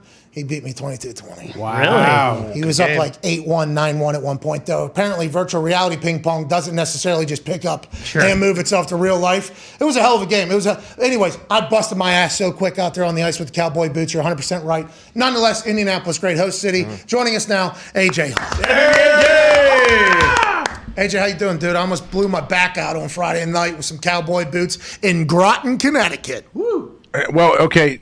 That's awesome. I actually, Mike Nugent, kicker buddy I grew up with, he actually mentioned to me the other day Tacova boots. Is that what Diggs wears? Yeah, that's from they watched the Kevin Costner cowboy thing, right? That's Yellowstone. Is that what Nugent does? Nuge said someone like family members he knew showed up at him and he loved them, but Nuge actually loves Diggs too. So I told him that Diggs, that's what he wears, and he's like, "Are you kidding me? It's amazing!" Like he's a huge fan. Tone was on Fox. Hey, Tone was on Fox yesterday on the wrap up show. Tone Was he with Tucker Carlson? Where'd he go? Terry Bradshaw. Tucker Carlson? Said Fox. Hey, I mean, the guy's Fox Sports, dude. It's the NFL show. He's the highest rated guy there, right? I would assume that's where Diggs would go because he's so big time. See, I don't know what the fuck you are talking about right now, but I do know that I'm talking about the NFL Fox thing. The NFL Fox thing. Him reposting a video of Tomlin getting after it in the locker room and then, going banana land. Diggs posts one of these to Tomlin. I love you. That team makes the playoffs because the Colts lose to the fucking Clanton Jaguars. Anyways, yesterday was electrifying, AJ. What were your big takeaways? And are you excited with how the playoff picture is shaped up? I mean, yeah, yesterday was cool to see how it all played out. To be honest, going into this week, I didn't what were the chances that Pittsburgh had of making the playoffs? Like 2% something? A lot had to happen. And the main one was Colts lose to the Jags. But we covered that. We talked about that. But I didn't know that means they're taking the Colts spot. I didn't know that. You know what I mean? Like, I had no idea. I didn't even project.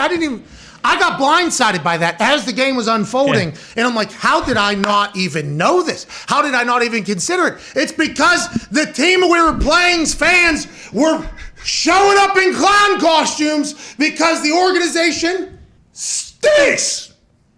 Look at this. They fly Clanton over top of the stadium while they're knocking out an MVP candidate, Defensive Player of the Year candidate, 7 Pro Bowlers, a team on a run that beat the Bills, the Pats, and the Cards all within a month, and they knock them out. Hey, so I didn't even think that there was a chance. Now, that moment with Tomlin in that locker room, that is the moment that retired players and retired coaches mostly talk about. You can't get those 10 minutes after a win back, let alone overtime win, division rival, to propel you into the playoffs when nobody expected it. I mean, what a moment for that entire squad. And I did get a little envious of NFL locker rooms and, what it could be like to get back onto a team because that moment right there is so unbelievable. Oh, absolutely. That's what I talk about all the time. Like the slow walk off the field after a win with your buddies and your coaches, everyone's happy. And then those first 5 to 8 minutes in the locker room after a win, that's the best. Yeah, the best thing there is, especially when your head coach is Mike Tomlin doing this, man. That's got to energize those guys. But does it matter? Yes, they're in the playoffs. It's awesome. Great story. Can they win? Carson lost to the Jags. We got into playoffs. Was that what he was saying? I couldn't hear him over the music. Yeah, that's what he said. I think so. I wonder if that's what he was saying. Easy with that question that early in the week, AJ. Yeah, okay? it is very early. Right now, it's time to be Feel good. It's time to be hungover on happiness right now. It's not until Wednesday, Let's ride the wave. Thursday, Let's Friday. ride the wave if we're Pittsburgh, man. I think it's never too early. Let's ride the wave with it. Aren't they already 14-point dogs? Bro, ride the wave. 12.5. Ride the wave. We had a moment of silence for the Pittsburgh Steelers. You're right. 4 or 5 weeks ago, we've been riding the wave. AJ, what we're saying now is this wave is currently high. There's no reason to talk about oh, these boys are going to get buzzsawed by the fucking Chiefs. That was not the time for that. That's I didn't say Wednesday. that. I was legit curious. I'm like, can the Steelers make a magical run? Like, this would be the most magical run they could have. So they did it. That's how they won in 2005. I mean, Tyreek Hill's out. Jackson Mahomes is dancing at the games. Mahomes. Playing with house money. That was real? Oh, yeah. Listen, people were calling me Jackson Mahomes of the Colts because I made them the Super Boost and they lost. How did the Colts lose that game? They stink. What are you talking about? Shut up. What? They do. What is your problem? They stink. Did you see this dude on Twitter yesterday? This fucking guy disrespecting hashtag StatDack. By the way, Yeah. Listen, Mike Greenberg says on these Monday shows that Ryan Clark is the best Twitter follow on Sundays. I respect that because Ryan Clark's tweets are hilarious. If you follow this fucking stooge here, though, you will have quite a Sunday as well. Yesterday, he just abused stats, abused Twitter, and abused fucking Reddit. That's right. Boston Connor tweets, the Colts will be the first team in NFL history to have more than 5 Pro Bowlers and not make the playoffs. Hashtag StatDack. StatDack. That's not right at all. That's not true. I called him. I was talking to him on FaceTime, and I said, "Is that accurate?" He goes, "Oh, probably." Yeah, it probably is. That ain't how stats work, dude. Well, sometimes, and also we said this before. It's the first time we've ever played 17 games. This is a new record book. This dude. StatDack. This dude. Is that what that's for? Well, Yes. and then he follows up with this. Dear Mr. Irsay, you promised us, I live in Indiana, not 1, but 2 Super Bowls this decade. Colts had 7 Pro Bowlers. We go down to Duval with the season on the line and lay the biggest egg of all time. Who will answer for this? Sincerely, a concerned citizen of Indianapolis. This guy now grandstanding. Yeah. That's a pretty good tweet, actually. Yeah, Well 'cause written. we did go down to Duval, and what did we do? Who's we? We, Indianapolis. The taxpayers of the city. That's right. The people who live here and live and die with the Colts were ready to go on a run to the playoffs. You wanted a parade, huh? That's right. I've been waiting for a goddamn parade in the city since I got here. And we're supposed to have 2. Hey, Jim, the decade's closing in, buddy. You better figure it out quick. Get rid of Frank. Do something. Whoa. I'm sick of this losing, dumb franchise that hangs banners for being a finalist in the AFC. You need to relax. This is bullshit, Dad. Come on. That's good. I just want to let everybody know. Just like nobody on Twitter got the inside joke of StatDack being a mockery from our show. That ended up on Reddit, AJ. They took his stat, that tweet, put it on Reddit. There was a fool, and then there was just one person. This is not true. Unequivocally untrue. That was he was referencing somebody when he said dad earlier. Yeah. That was another Twitter account that he is referencing there. Yes. He's not calling AJ dad. No. That's not happening there. He's calling Irsay dad. Yeah. The father of our city, Pat. Dude, what happened? Dude, I don't know how to. I wanted Does to. Connor speak for all Colts fans? Yes, I do. Yeah. Well, right now, all Colts fans are saying the barking adults are enough. Okay, enough of the barking adults downtown. All right, there's a lot of dogs roaming these streets out here, and a lot of what's it like? Have you seen? You seen them? I've seen the videos. The cops coming to the restaurants and stuff. So I have not been downtown in years at this point, but Connor, Gumpy, and the boys were out and about. There was ice on Saturday. We got hit with like an ice wave almost. Like everybody. A lot of black ice. Yeah, it was raining, and then as soon as the rain hit the ground, it froze immediately. And then, by the way, you got a little, hey, roll tide down there. Roll Tide. Hey, I'm down here for the fucking dogs. These dogs ain't fucking barking. They're biting around. Mistakes, too. Okay, we're fucking going. They got their cowboy boots on. Cowboy boots, once again, we just talked about. There is zero traction on that. Black ice you can't see. It's just popping up, and you probably could recognize it if you're from a cold fucking place. Right. But you got some of these, drunk dogs fans coming around and drunk roll tide with their boots on and their hats. Whew! Mother Nature says, take a fucking seat, pal. Yep. There's a lot of that, I think, which potentially scared other dogs from going outside. They stayed on the porch, I think. That's right. But they have been an incredible atmosphere. The SEC, it's different down there. There's been a lot of energy around here, but the ice did, take some casualties this Also, weekend. apparently there were 400 canceled flights to Indianapolis this weekend. So What's that all about? Might have been a problem. Yeah, a lot What's of that people all didn't about? get to the city. I saw somebody tweet that, I just, with my 5-year-old son, we talked to the hostess here, and the hostess who hosts, Super Bowl and Final Fours, said they did not expect anything like this before. That's a lie, okay? 350,000 people come here for the Indy 500 literally every single year. Now, COVID has, changed some things, but the weather is always the level of the playing field with Indianapolis. Indianapolis City is connected. Everything is connected. You can walk everywhere. And all the bars and hotels in the stadium and the convention center are all literally just in one area. It's almost like when the city was designed, they were like, okay, we're just going to have a shit ton of fucking conventions here. And that's how the city is basically created. But if it's fucking 10 degrees, there's at least a moment where you have to step outside and go. So it's a little bit different. When the Super Bowl was here, it was fucking 60 degrees in February or something like that. It was like, how the hell did this happen? The football gods came down and said, have you a Super Bowl in Indianapolis? But it has been a little chilly, but I don't think that has changed anything. I think these Southerners have had a great time in the city. I hope so. And tonight's going to be electrifying, AJ. Yeah, I can't imagine what it will be like. So what? Alabama, they're underdogs. Is that right? Oh yeah. Yeah, dogs are favorites. That's because that fucking defensive line plays no games. That's right. 7-8 deep. Hey, now the dogs did hire one guy that was sent off the West Virginia staff to play on the defense, former teammate of mine, Jamal Adai. Sure. And they have gone on to become the number one defense in the world, basically. Okay. But you think Saban's going to lose twice to the same fucking team, a team that he created? He burst Kirby Smart, didn't he? That's Not right. a chance. We talk about it every year. If you're not betting Bama tonight, you're a bozo. They're going to win. We all know it. Hey, it's a great story. Georgia might win. They're not going to, okay? Saban owns this sport. Bama's going to win. Period. Roll Tide. I'm intrigued by it all because this was supposed to be the Georgia team that could do it. Stetson Bennett's been questioned. He's just stacking those chips on his shoulder. That's right.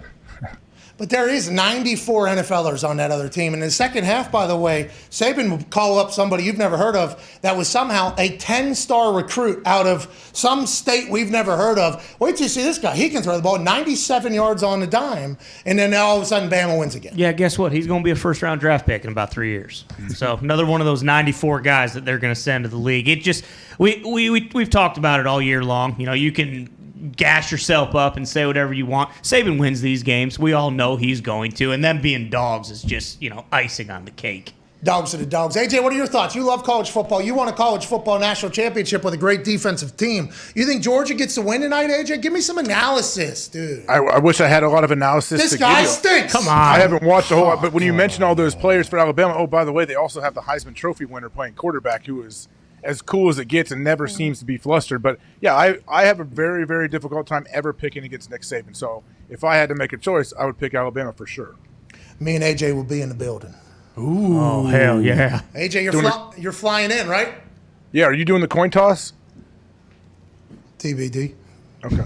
Am I betting on the coin toss or doing it? No. Are you the guy out there flipping it? No, they wouldn't want this electrifying flip. I'm a good one, too. I got a good flip. I feel like it goes at a pretty good rate. There was a time where I thought I could actually control it. Yeah. Oh. There was a time where I thought I could get a you know what I mean? Ahead every time if you wanted. Chris Angel can.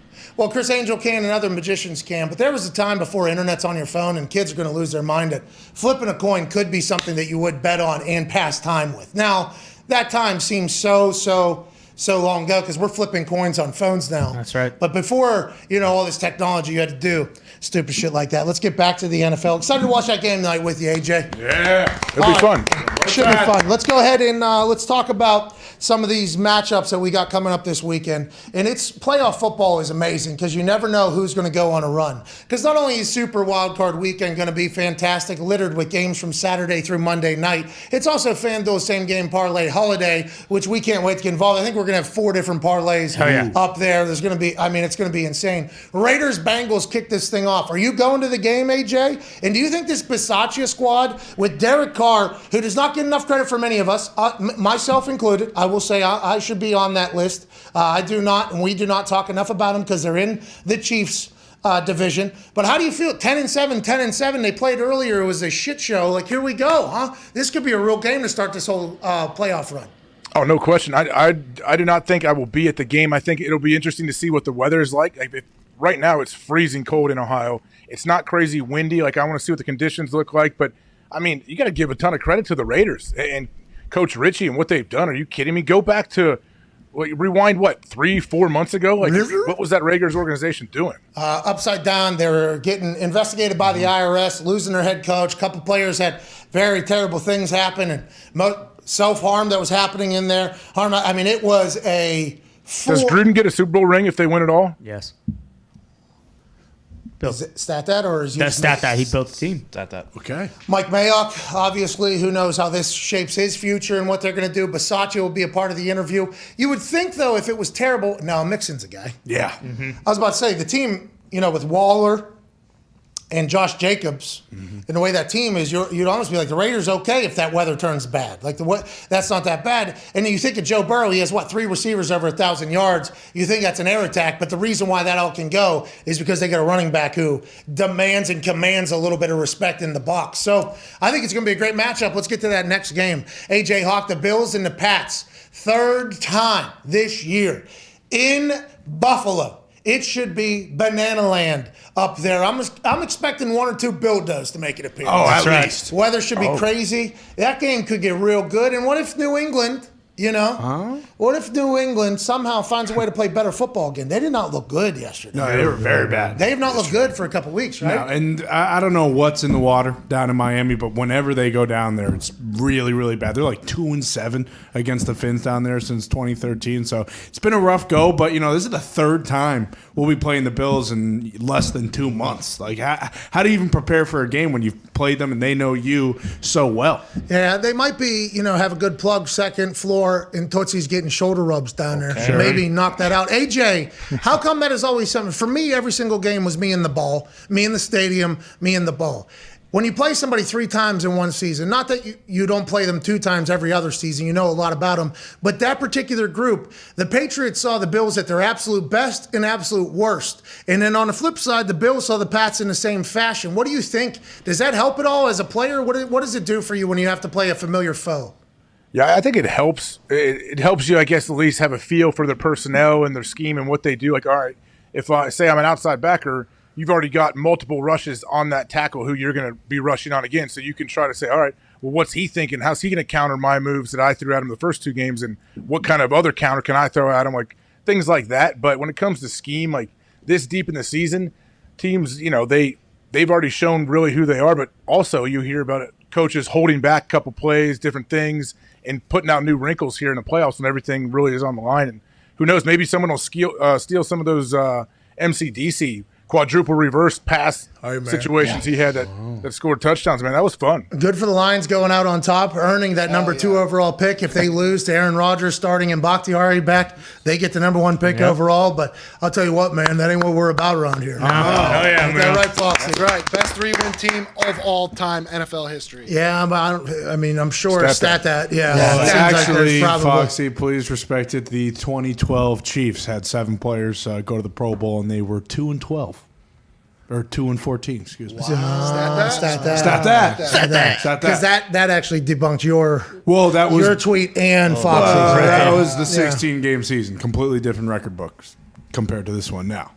Finns are the first. Patriots always have the gimmicky shit too. Like, they're a team that is not scared to do the gimmicky shit. Although all the other coaches that are, football super old school, we don't need to do that trick stuff. And it's like the oldest of schools.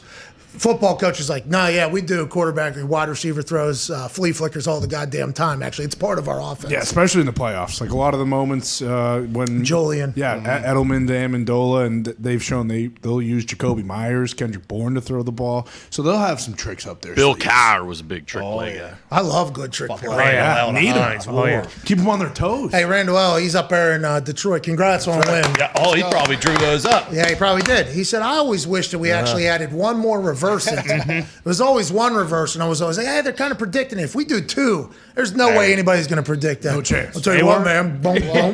Put them both. Let's run it. Completely different team when MCDC took over play calling. Yeah. We didn't know he was an offensive guru when we hired him. You think he's going to stick with it next year? I hope so. It's still up in the air, but I really hope so. Goff is a completely different quarterback when he took over. We'll have Darius Butler joining us here in a few moments. I can't wait to chat with him. He is going to have some thoughts on what happened with Indianapolis and Jacksonville. There's big games. I mean, the Niners, once they get going, once they get in, a lot of people tweet like once Kyle Shanahan finds his rhythm or once Kyle Shanahan figures it out, they're a problem.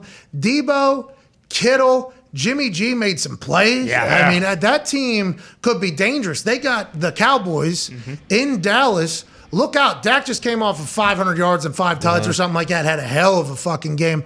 Diggs crowned him the comeback player of the year, certified after what happened the other night or whatever. But that Niners team, I feel like they're a tough out for everybody. And if they get rolling, there's nothing you can do. You're sitting on the sideline fucking watching. Well, yeah, people talk about how they kind of have the formula that can win the playoffs and with Debo and how much they run and Jimmy G actually playing well and taking care of the ball, but their defense is legit too. That game, I feel like that game, I have no idea how it's going to go between the Cowboys and Niners, but whoever wins could definitely, like, let's say one side routes the other. They could really take some momentum and just cruise and try to get to Lambeau for the NFC Championship and see what happens. Big Mike McCarthy's trying to do St. Donner. Kellen is almost a head coach somewhere. Dan Quinn's on top of all the conversations for being a head coach again. Would he want to do that? He seems to be having a great time. When he was at Seattle, he was beloved. Legion of Boom, we're winning. He's at Dallas, he's beloved. They're winning. Become a head coach again, life's miserable. 28-3. Then he turned down Jacksonville interview, didn't he? Well, I think a lot of people are going to It's con time. Anyways, joining us now, a man who is a 9-year NFL vet, played corner, nickel, safety, one of the smartest football players to ever play football, host of the Man to Man podcast, ladies and gentlemen, Darius Butler. Yo, what's up, fellas? D-But, what's going on, pal? How are you? Let's dive right into it. The Indianapolis Colts lost in clown time to the Jaguars, and they are no longer in the goddamn playoffs. Rich Eisen put out a perfectly worded tweet that the Colts just a few weeks ago were the team that nobody wanted to see in the playoffs because they beat the Bills, the Pats, and the Cards. Now they're the team that nobody's going to be seeing in the playoffs. Very clever, Rich. Very accurate. What the hell happened, D-But? Man, it was embarrassing. We got our asses beat, man.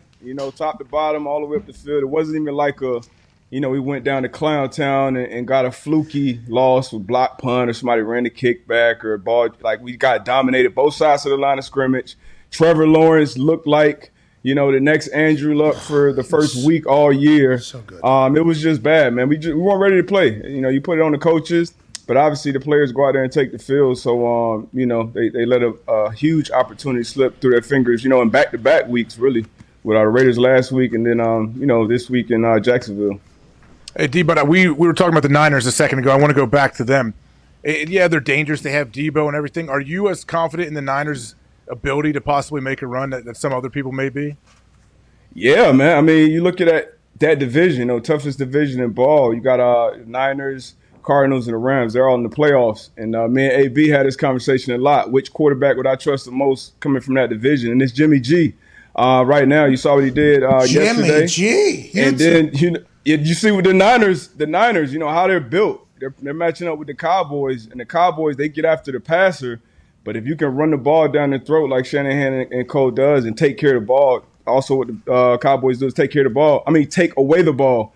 But Jimmy G takes care of it. And if they do that, that's a bad recipe for the Cowboys. And then we know what they did last time they went to Lambeau for the NFC Championship. So they'll be a 6 seed. So if they got to win, that's where they'll be headed. So it'll be tough. Unless Philly pull the upset, which I don't think will happen. They might stink. We don't know. We're not 100% sure. They got in the playoffs, so congrats, guys. Let's stay in that NFC Best, the NFC West, 3 teams making the playoffs. Matthew Stafford in that Rams squad. Jalen Ramsey is a freak show athlete, by the way. Yeah. That deflection, bat to himself, fall, juggle is so hard to do. So hard to do. Try it at your house. Something falls off the table. You try to grab it and bat it. Now do it at like 13, 14 miles an hour. I mean, it is insane what that defense can do, what that offense can do, what McVay can do. I mean, he made it in a 4-2 40 down to the end zone to celebrate with Higbee and Cuzzy, who was celebrating, made a big-time catch. Stafford has thrown 7 picks in the last 3 games. That can't be good. And is that why you're saying you trust Jimmy G more than any other quarterback in that division going forward? I mean, Stafford's still no playoff wins. Whoa. He's with Detroit. They stink. Hey, a lot of teams stink, man. But, no playoff wins for that long. And this time of the year is different. And taking care of the ball that's key, especially at that position. That's why I think, big reason why I think Aaron Rodgers will win the MVP this year. Tom Brady, threw for over 5,300 yards, 40-something touchdown. But Aaron Rodgers, once again, just doesn't really turn the ball over. So when you have a quarterback that is as likely to throw it to the DBs as is the receivers, that's tough. And that's tough to continue to cover up for that, especially in the playoffs. So Matt threw 4 pick sixes this year, threw a game-ending interception last game. So that has to concern you if you're a fan of the Rams. Obviously, they're top heavy, got a ton of talent on that team, a very talented coach. But the Cardinals handled them early on this year. You get J.J. Watt back.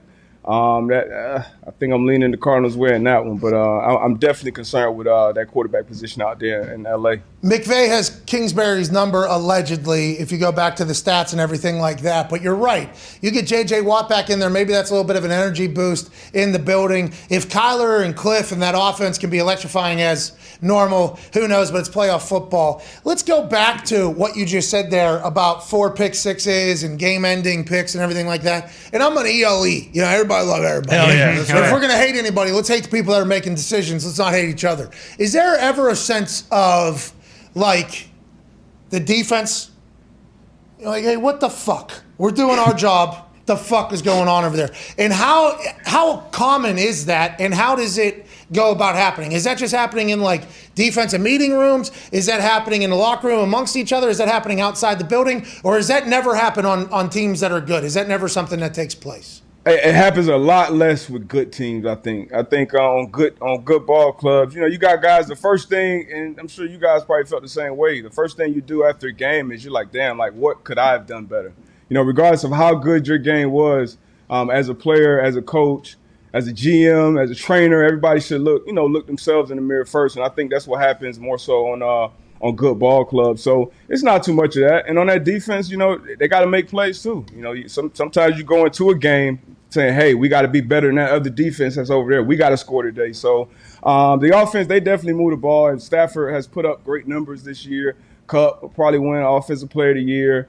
So they do their job. I don't think it'll be much finger pointing in that locker room. Everybody's got a job to do. And I think most of the time, you look yourself in the mirror as a man and say, what could I have done better? I can't wait to see what Stafford does here. This is going to be, to be huge. It's an entirely new environment. His entire legacy is going to be determined upon it for at least the next 3-4 months. There'll be people crowning him or kicking him out of the Hall of Fame, depending upon how he does the next couple weeks. I'm pulling for him. I always have. Detroit would stink to have to be here entire career. Yeah. Go ahead, Ty. D-But, we also know you are a big-time Justin Herbert guy. After watching that game last night, I don't know if you can really blame it on Herbert, but are the Chargers just dead? Is Herbert going to end up just being like Phil Rivers, where he's going to have unbelievable stats but never win anything because his head coach seems to maybe not know what the hell he's doing in butthole clenching situations? I mean, it's been bad. It's been bad, and that's a second-year quarterback and first-year head coach. Rookie head coach, super aggressive. That call, I would put a lot of that game on him. Obviously, that call going for it inside your 20.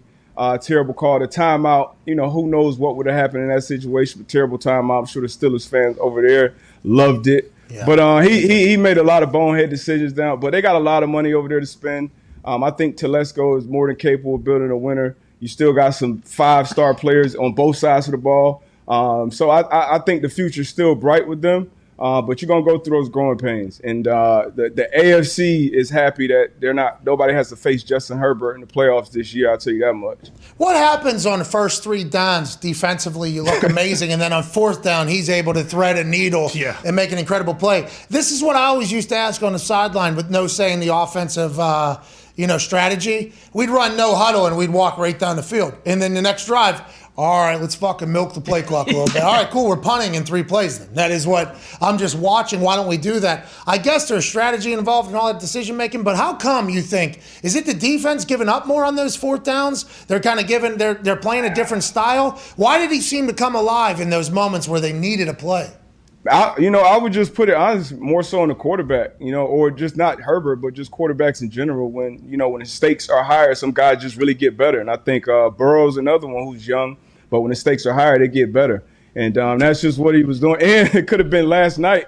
It could have just been that Max Crosby and Cole just had to catch their breath on 4th down because they're beating the dog shit out of the offensive line the first 3 downs. So, I mean, it could have been a lot of things. But Herbert, I mean, I've never seen anything like that on fourth downs, just time and time again, stepping up, making plays. But that's kind of the reason, I'm so high on him as a player. There was a ton of drops last night. He made a bonehead interception too.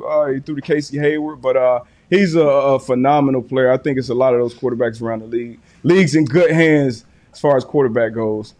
Hey, D-But, speaking of guys that step up when things are on the line, Ben Roethlisberger, the Pittsburgh Steelers are in the playoffs. Like, what do they have a chance? Or are we just like, hey, this is the pinnacle, let's ride this week out, and not many people expecting to win? Because I think this could be like a storybook ending for Ben if they go on a run. Go. He might go out like the bus. I mean, they're going against the Chiefs. We saw a matchup earlier. We saw how that went. But it's the playoffs. It's 0-0. Tomlin just finished his 15th season, 0 losing season, which is unbelievable. You got Big Ben. Silence. We had a moment of silence for his winning streak. We had a moment like 4 or 5 weeks ago. How the fuck? Come on, man. We did. You were here. I should know better than I think you were here for it. You're part of it. I wouldn't have participated. You would. Yeah, you did. You did yesterday on the internet. No way. Yeah, you did. No way. But anyway, he stunk. Ben everybody's got a chance, man. Everybody's got a shot, but it's an uphill battle to say the least. Go ahead, Connor.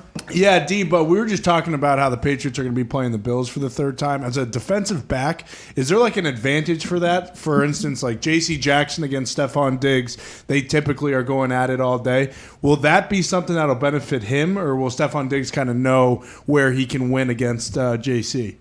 I think really both of those guys. You kind of bank those reps and you keep them in the back end. Okay, how is he at the line?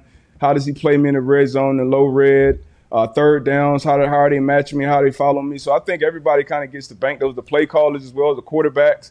I'm excited to see that matchup. But that first game was kind of like with that weather, even though the Bills threw the ball 30 times, it was just so crazy. I feel like these teams only really played once, and Josh Allen was clearly the better quarterback in that situation.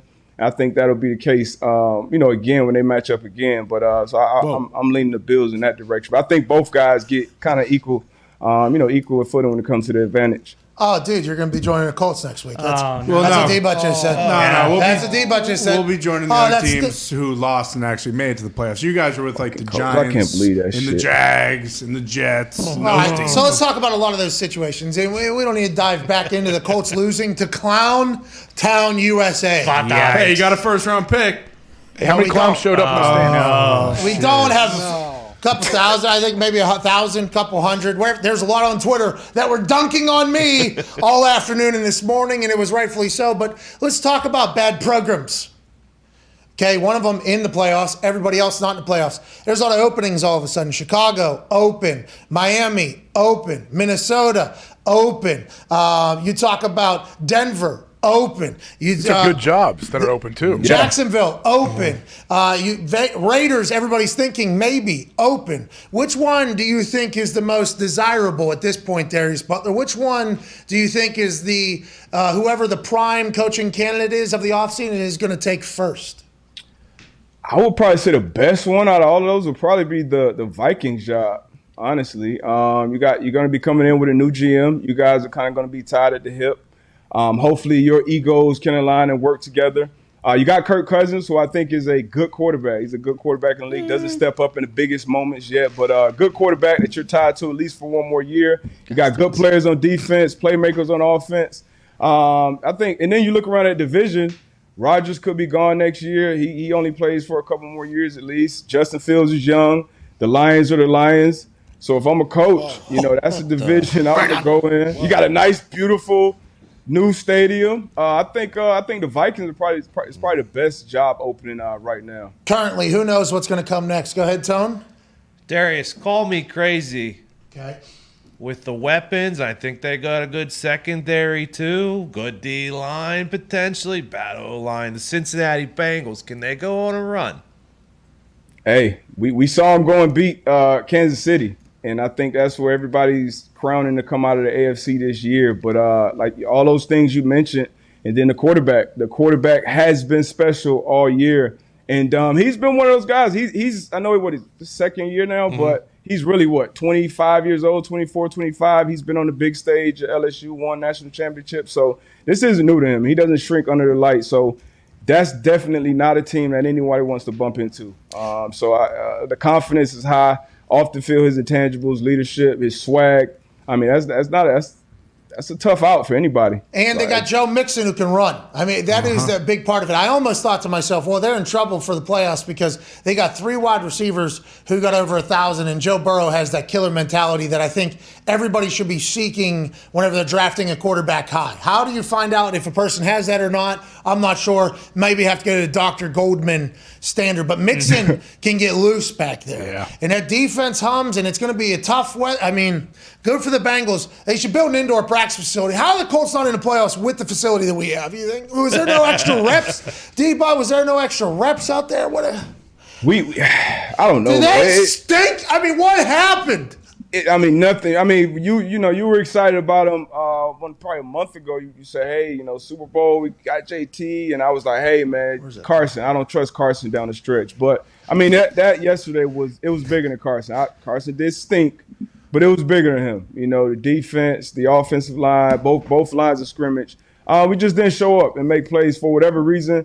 It happens. You got to go back to the drawing board. But that one's going to hurt. Frank and Chris signed extensions, so I don't think they move on from Frank at all. But man, it's tough right now. I saw Connor's written letter to Irsay. Yes. Did he respond to you yet? No, I mean, he's got a lot of people writing him letters right now over there at Irsay. And this guy with a condescending fuck, I don't think Irsay is going to answer what you had to say. It's genuine. What are you talking about? I'm trying to get answers. Jim Irsay's a good guy. Yeah. This is great. Hope he slaps you in the mouth. Yeah, I hope he does slap you in the mouth with one of them guitars. I hope he takes one of the guitars that he bought for $250,000, $300,000 and breaks it over your head like he's Jeff Jarrett. Yeah, well, if he does that, then he's going to have to give me John Lennon's piano too, goddammit. Oh, you're a sue. That's right. Oh, wow. Right letters and suing. Excuse me, Boston Carrots. Boston Carrots. Someone's got to ask the tough questions around here. We know Irsay was pissed in that locker. When he come bright red, and that's a bad feeling. You walk in that locker room after a game like that, man. But hey, it happens. Yeah, I guess. And we're in playoff football. We can't thank you enough for joining us, D. But we're not actually. Colts are not in playoff football, but the rest of the NFL is. That should be a lot of fun. I see you got your Dolphins hat on. Are you trying to be the head coach? Or? Ooh. I mean, I'll take it. I'll take it. That's the job I'll take. Mr. Ross, holla at me. All right. Well, we appreciate you joining us, ladies and gentlemen. Host of the Man to Man podcast, Darius Butler. You're the best. Thank you, D. But we got to get some overreactions from around the NFL or from around Twitter. We sent out the bird call this morning. Hey, for one last trip around of overreacting, let's go ahead and let this one eat. It became a trending topic, I think, in a few moments. We can't thank you all enough for participating. The hashtag is PMS. I don't want to overreact, but Ty Schmidt went through them, and here's what we got from CJ Ford at 300 swag. This guy don't fuck around. Not 100. Not at all. No. Not even 200. This dude keeps it 300 Yeah. on his swag. Yep. Okay, so he's waking up every morning, gonna fucking kill him with this when he walks out of the house. Can't thank him enough. Hashtag PMS, I don't want to overreact, but Carson has to go. He showed who he is, and we will never win a championship, let alone make the playoffs with him as QB1. And then obviously he has the playoffs, which comes from the Indianapolis Colts team building. I honestly, because I don't want to go too hard at Carson. Okay? Sure. Nice of you. Carson came in the studio. Yeah. Big Sound right. Big son of a bitch. Seems like he has really appreciated what Indianapolis has been for him and his family.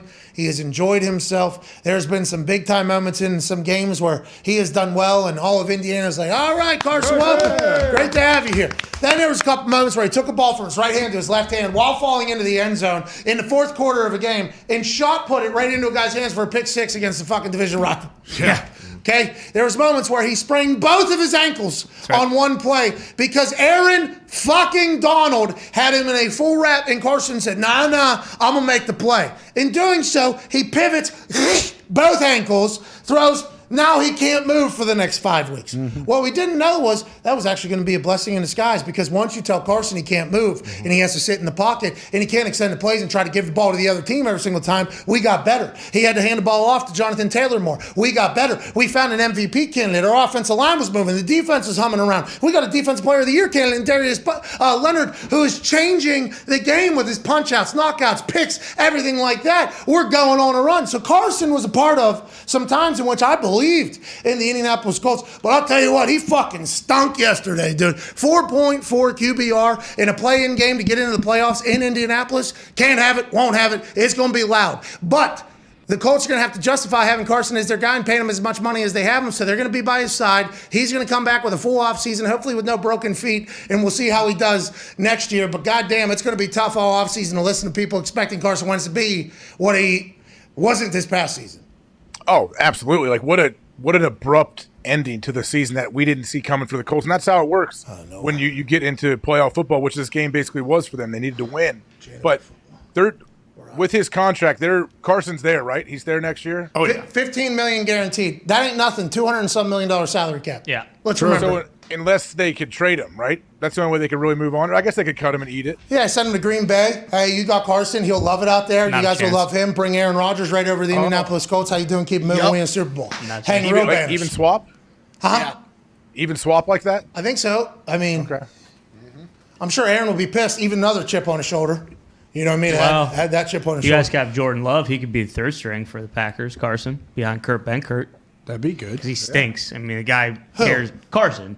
You can't have a quarterback who cares more about eating venison and driving his Bobcat than does winning football games. That And ultimately, that's the problem. That ain't the problem. You can't have it both ways. If he's doing that, you like him because he's not out doing the bad stuff. But if he's too focused on that, not winning games, you can't have it. This is classic narrative building journalism. No, I mean, people thought I was kidding the whole time. Like, the guy drives a Bobcat. He doesn't drive a John Deere. He's not a winner. He's never going to win for you. Sorry, Carson. Guy stinks. Eat the $15 million. Get him out of town. We lost the first-round pick as well in the Carson trade because he That hurts. obviously played over 80% of the snaps. sucks. We picked up his contract. We don't make the playoffs. We did last year with Philip fucking Rivers, who's now a high school football coach. Yeah. All right. And he played with ankle weights. Numerous. Yeah. On each ankle. Heavy ones. I forgot all about to. Bro, he had cement in his skin. Oh, yeah. 2 sprains. Yeah, as I was talking, I remembered that he sprained both of his ankles on one play. Carson Wentz is electrifying. What's he look like when he moves around? When he moves around the field? Bro, Carson, he was starting to. He's got those big he was actually going to play in cowboy boots. Yeah. A couple of those games where he had ankle support. Yeah, ankle support. Let's move to the next one, please. I can't take this anymore. Oh, this is from the real MTP 1994. All right, dude. Holy shit. All right, dude. It's the real one? Yeah, this dude's 27 years old, and he's the Sweet fucking pick. real one. MTP wears sunglasses. He's got a good double Windsor, I believe, if we were to zoom in on that. Hell yeah. He didn't learn it off of YouTube. He's been tying that tie for a long Years. time. MTP in his bag. Hashtag PMS, I don't want to overreact, but people need to stop blaming Staley for calling a timeout, costing them the playoffs, when this motherfucker has refused to kick field goals all year. That's why the Chargers are sitting home watching the playoffs. There's plenty of games in the past, MTP, saying that Staley and the Chargers could have won if they would have just took points, but instead they made decisions that were innovative and revolutionary and evolving of football and how decisions are made, and he was heralded a hero by the stats community because this guy is using numbers and he's using all the things that he has in his arsenal in 2021 and 2022 to make decisions. Now, when you do that, are you potentially losing out on the fact that these are humans out here and not numbers? This is not a video game, so what is statistically supposed to happen isn't always going to happen unless it's 100 to fucking 0, and he is on the other side of some of these stats that will never be talked about as potentially costing his team a playoff run, although last night, 4th and 1 on your own 18 in the third quarter, down 3 is an aggressive move. Stat that says he was supposed to get that. He didn't. Will that be added to the stat that or not? Wait, stat that said he was supposed to get that, but he did not get it. So they're saying it was the right call to go for it? Yeah, 67% of the time you're going to get it on a 1-yard play, especially So with that. if it's over 50%, do they say go for it? I have no idea what they do. I'm just assuming that this is why these decisions are made. It's like me at the blackjack table. You're supposed to do this. You're supposed to do that. And when you only live by the book or by the numbers, you have an easy out whenever it doesn't work out. Why'd you do it? Numbers told me to do it. All right. So it's not you making the decision. It's numbers making the decision. And I guess if it's a more often likelihood of you get it. If something's supposed to happen and it does happen and you only use the stats and it's kind of like a surprise, everybody's like, yeah, this guy's using stats as a weapon. But then whenever it ends up not working out for you, like for instance, 6 points, definitely more than 3 points. Stat that. 3 points, definitely more than 0 points. Stat that. How often is that talked about in the stat that community? You know, and I think these types of decisions are going to mold Staley into the coach that he's inevitably going to be. He's young, and this type of shit happening is why all the old school coaches are so mad, because this guy thinks he's smarter than Lombardi, Parcells, Belichick, Tomlin, everybody, is what Rex Ryan said this morning, when really he doesn't know shit, is what Rex was trying to say. And these will all callous him and change him, I think, personally. Last night was good for Staley as a head coach, although it is very difficult right now, I think. Yeah, it may change him. That's what I was going to ask you. Like, I wonder what it's going to look like moving forward for him. Is he still going to make these decisions? Like, yeah, of course at times he will, but will he be so consistent going for it and all of these things? That's what I don't know. Did this like spook him? Did this scare him out of that?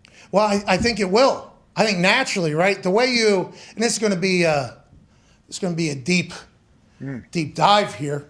Mm-hmm. I think the natural road to maturity and growth is through experiences, right? There's experiences that happen in everybody's lives that give them the reasoning for why they feel the way they feel. That's why whenever somebody says something, I'm much more likely to be like, oh, let's talk about it. I'm pretty pumped to hear why you think that. And that is something that I would have never thought, and I think you're completely idiotic for it. But experiences are what shape you and guide you and determine who you eventually are in the end.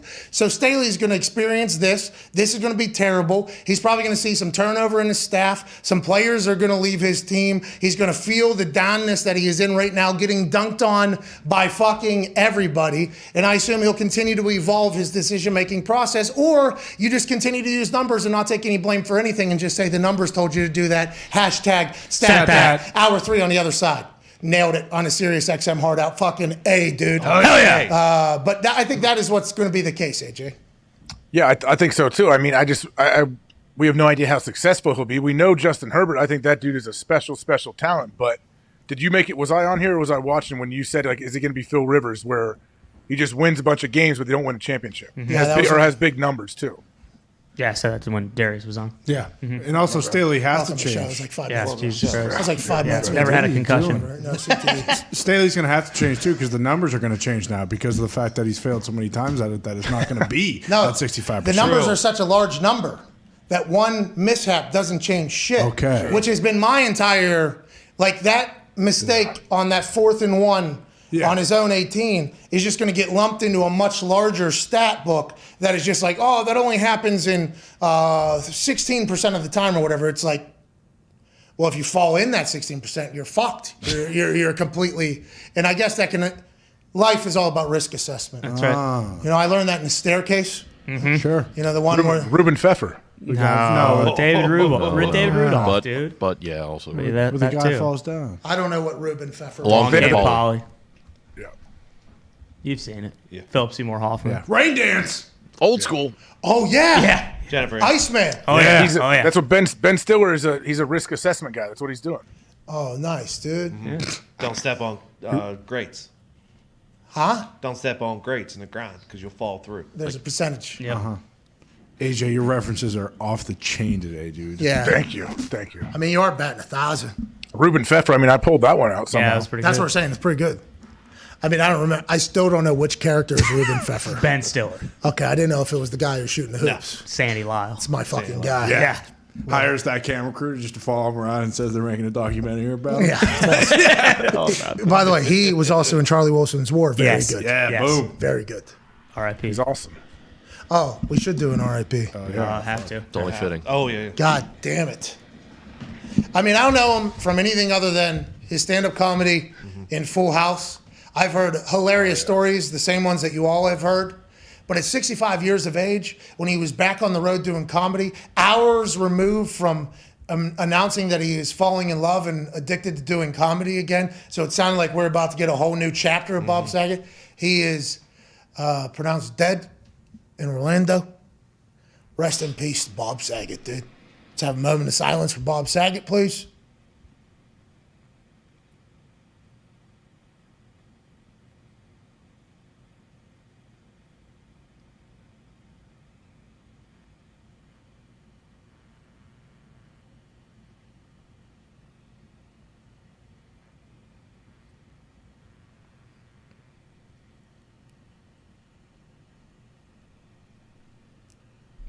A lot of respect for Bob Saget. We made it.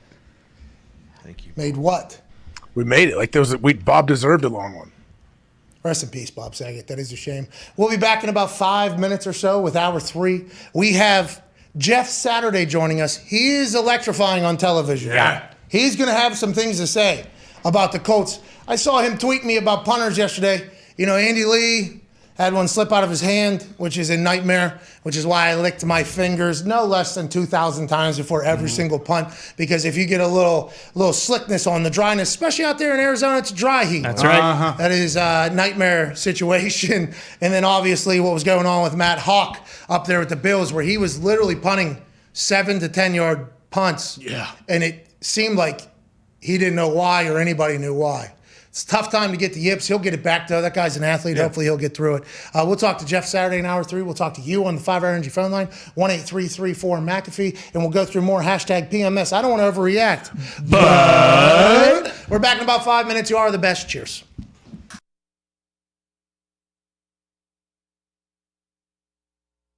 Why is football the greatest sport on earth? And do you think football is the greatest sport on earth? And why do you like football? That's a really deep question there, Pat. I know. I think I'd get a good answer out of you, though. Like, I think you'd be able to talk about it in a way that I think a lot of people haven't, because you've been at the pinnacle of it for so damn long and inside of it, and your brain is a pretty fantastic one. We've learned here over the last few weeks, obviously. Last few weeks, that's it. That's all the time we've learned that. I think it's the greatest sport in the world for one main reason. It is a true team sport where it is damn near impossible for one person to dominate an entire game. If you look at other team sports, basketball with 5 guys on the court, I think you've seen multiple players over the years. Maybe one player, maybe 1 or 2 players on a squad be able to dominate and win championships.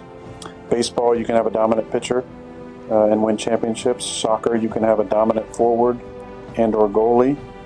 That seems to be a little more of a team sport, but you don't have 11 players engaged at the same time on every play. It is truly a sport reliant on every player on the field to do their job in order to be successful. And I think that's why at times, you know, certain star players can get maybe too much credit and maybe too much blame on the flip side, because it does take so many players at the same time in 3 phases to win football games. And I think that's the beauty and the draw of our sport, is that something new happens all the time, because you are literally dealing with 11 humans on the field at one time who all have lives outside of football, and there's distractions, there's a reliance on coaching, there's a reliance on preparation, there's a reliance on diet and performance.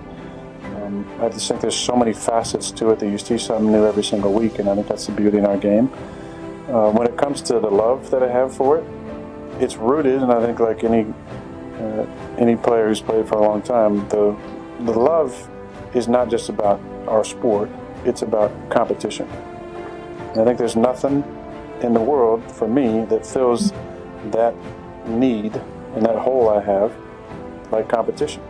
I think players who play for a long time at a high level, you have that need to be satiated competitively, and it's a love of going out there and going against guys and being in an environment where you know that nothing is guaranteed. And that's why at times I've taken umbrage to people saying that it's easy, because it's not easy. It's never easy. And I think that's the beauty in our game, is that you see things new every single week. It's never easy. And your only thing you're guaranteed is the ability to compete. I love that aspect of it. I love competing. I love going out there and harnessing the fear of failure, where I think so many people who maybe don't love football as much, the root of that is a deep fear of failure. That you might go out there and your best might not be good enough, and that's not okay with you. What's the most beer you did in one night, you think, of one of those shows? Well, I never forget when we went to Japan one time. Dudley, Stacy Keebler. I mean, there were so many people out there. I think we went through 103 or 108. Now, between just for myself, you know, I'd always make sure to have about a 12 or 18 pack there. And, you know, here's the thing when some people say, oh, shit, man, you got too much of that beer on. You don't even know how to drink beer. It's like, dude, fuck you. You don't know what I'm trying to do.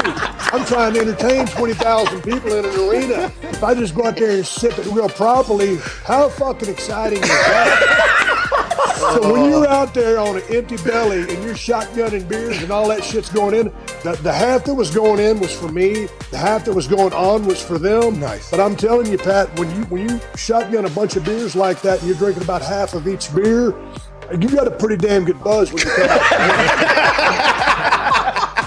And that's a sacrifice I was willing to make every single night. I would assume you were pretty fucked up, yeah. When did you start self-cheersing? When did you start self-cheersing? Was that something you did in college? You're like, hey, Steve, good for me, man. Like, when did that start? No, you know what? I got to give credit to Sandman for starting that, but he was bashing him off his head, and I don't remember, and it wasn't because Sandman was doing it, so I don't want to say I copied him, but he was the first. So, and then my style was, because people always get us confused. They'll say, yeah, man, you used to bang them on your head. No, motherfucker, I was the guy that clacked them together. It was just something we came up with. I don't know how the beers got introduced to the ring, but it became a thing, and we ran with it.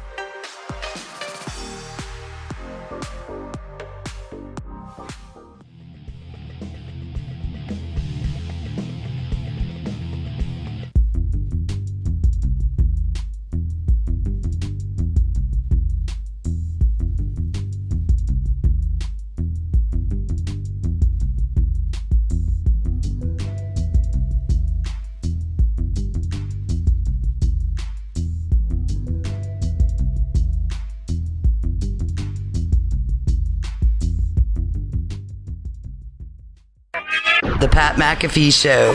There'll be no rules for our guests, for us, for the things we can talk about. Yes, speaking his mind. I've never had a problem expressing my opinions or my thoughts or anything like that. While being relatable. I haven't had that manufactured fake-ass celebrity that a lot of people have whenever they go on those big networks. I've had a chance to really build my crew, build my following, build my audience. And ridiculous. What am I supposed to do? So I'm supposed to look at something that I can definitely afford and say, nah. Is that what I'm supposed to do? The Pat McAfee Show starts in 3, 2, 1. Hey, welcome back to that show. Hour 3 on this glorious, for some teams, Overreaction Monday, January 10th, 2022. We shall begin now. Yeah. Can't thank you enough. Talks tables here at Ty Schmidt, at Boston Connor. Tone Diggs, one half of the Hammer. Dahn. Cowboys is here. Hammer. Dahn. Runs 15 minutes after this show ends at youtube.com/Hammer. Dahn. They've had a winning record in gambling, sports gambling, for like 12 months at this point straight. Congratulations. Let's go, boys. What are you talking about, boys? Thank you. Also, congrats to the Steelers making the playoffs at the back door. Hell yeah. Thank you, Jaguars. Oh, Tony. Fuck off, Jaguars. To my left, you're right. Super Bowl champion and college football national champion, AJ Hawk. AJ, whenever you look ahead at the playoffs, and if you're a team that's in the playoffs, you have to think that you have a chance in this thing. But there are some teams who have a realistic shot at winning a Super Bowl. One of them being the Green Bay Packers. Hell yeah. What is the mindset over there as they look into a bye week this weekend, a rest week? Are they still practicing hard? Are they still trying to get better? Do you think they're just trying to maintain to get to the first game? What do you think the thoughts are in Green Bay right now, AJ Hawk? I think they are feeling very, very good about where they are, and that's why I think you saw Aaron play more than I thought he would play. Plays well. The team, yeah, they don't get the win, but hey, let's just keep these guys kind of rolling. Now they have their bye week where you can get hopefully as close to 100% as you possibly can, and you're getting some of your studs back, and you got your old trusty left tackle to get his feet under him, get some reps. So I think they feel great about where they are right now. I like that they put Bakhtiari out there. And by the way, if you listen to what Preston Smith said, and you listen to what Aaron said, and then you listen to what LaFleur said, I think LaFleur even came out and said, I don't think they need to play. but they want to play, is what LaFleur basically said. So that sounds like it was a decision made amongst the locker room. And LaFleur is, by the way, very known for having other people's input in decisions being made. Aaron has actually complimented him, as have a lot of the other players who are like, we're able to make adjustments. He listens to ideas. It's an entire unit, as opposed to someplace an authoritarian, I'm making the decisions, you can fuck right off. So I appreciate the culture that they have in there. And there was a couple incentives, I think, on the line for some players, so they go and get it. And that takes me to the Tampa game.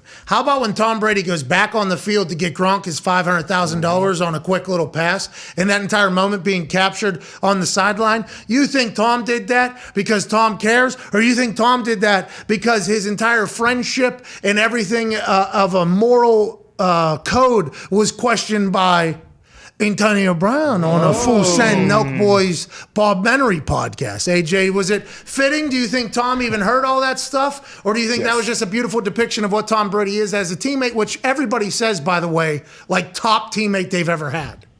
Absolutely. Like you hear stories about Tom from everybody. I've heard it from so many different players that have been to New England and played with them, just how Tom was over the top, like in how nice he is to everybody and his teammates and how he takes care of people. But I think all quarterbacks want to get their guys their money when you can do it like that. But I'm sure Tom heard the AB stuff. I don't think he sat down and watched the whole Nelk Boys podcast. But the thing that when AB said that, he said, "Oh, well, if I'm your boy and why is Gronkowski getting so much money? Now I'm on like a prove it deal." I'm like, well, Tom doesn't do your contract, bud. Like the front office did.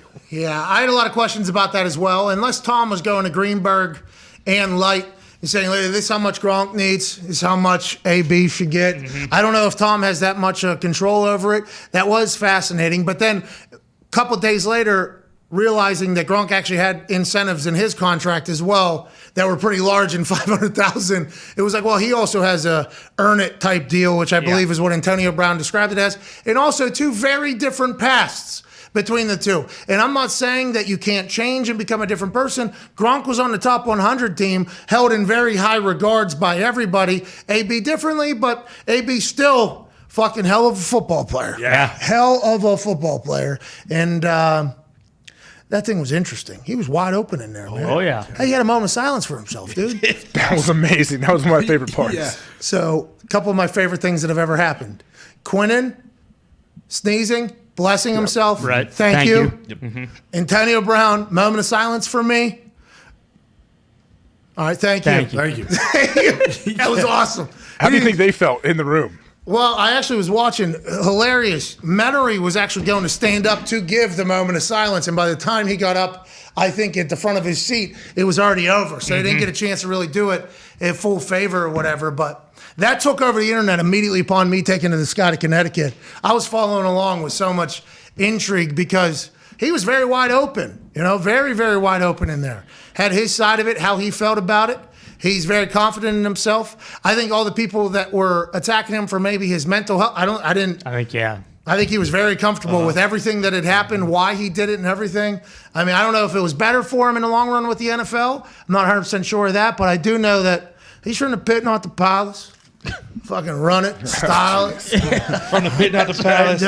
He's out there he's doing numbers, and he knows it. He had a couple appearances this weekend. He was at Society in New Jersey, a couple other paid appearances. He's in the lab with Meek Mill and Fabulous and everybody. I mean, he's about to drop an album that's about to go fucking triple platinum, potentially. The features that are going to be on is insane, and I think he made up his mind maybe during that 3-week suspension that it was like, all right, I'm done with this. I'm going to go do my thing. And you wonder if Drake, repays the favor of when AB was in his music video. Maybe he, brings Drake in for a song. But the Brady thing made no sense. It's like Brady's the only reason you got your shot in Tampa. He's the only real reason you got a ring now. And, if he did want to get you those incentives, he probably would have, as he showed with Gronk. Well, and Antonio Brown said, you got one of these, and he does have one of those as one of the greatest football players of all time. That is something that can be said about him forever, and he knows it. He believes it, as he should.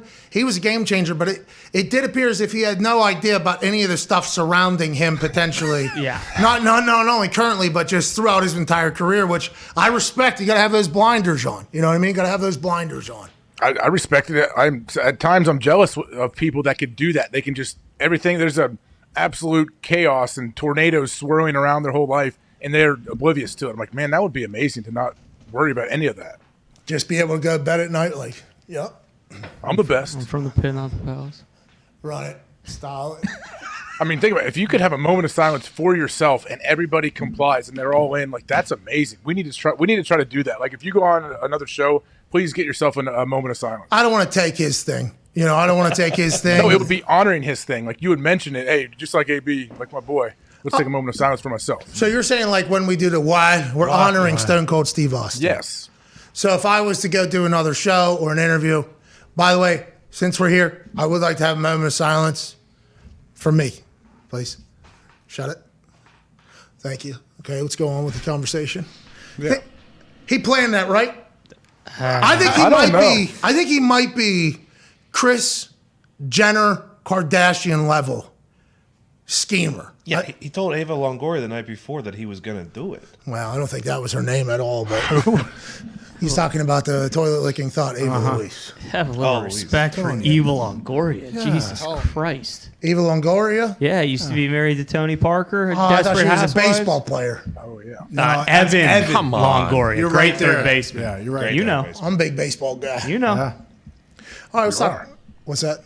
They're locked out right now. I'm sure you're struggling, aren't you? Well, me and Jet Passon talked about it. Who cares? That's kind of what I came around to. But, deadlines make deals. That's kind of how the world is. Let's get to a phone call, shall we? Let's go to Bobby in Jersey. Bobby, what's going on the 5-Hour Energy phone line?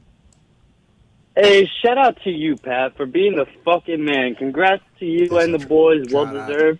Shout out to you, dude. I ain't the fucking man. You're the man, Bobby. Hey, you're the man, Bobby. What do you want to talk about, dude? But thank you. Hey, I don't want to overreact, but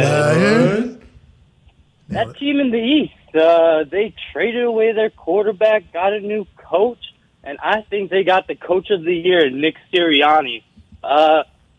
Are they going to beat the Super Bowl winners from last? Great question, Bobby. Sirianni should be in a conversation for Coach of the Year because nobody thought that dumpster fire of an organization this past offseason, the same organization that had a statue built for two dudes that are currently in the NFL still or going to be in the NFL, then fired them both. The whole thing ended in catastrophe. Sirianni comes in, stumbles out of the gates in that press conference. Oh, yeah. What did he say? What was the opening press conference?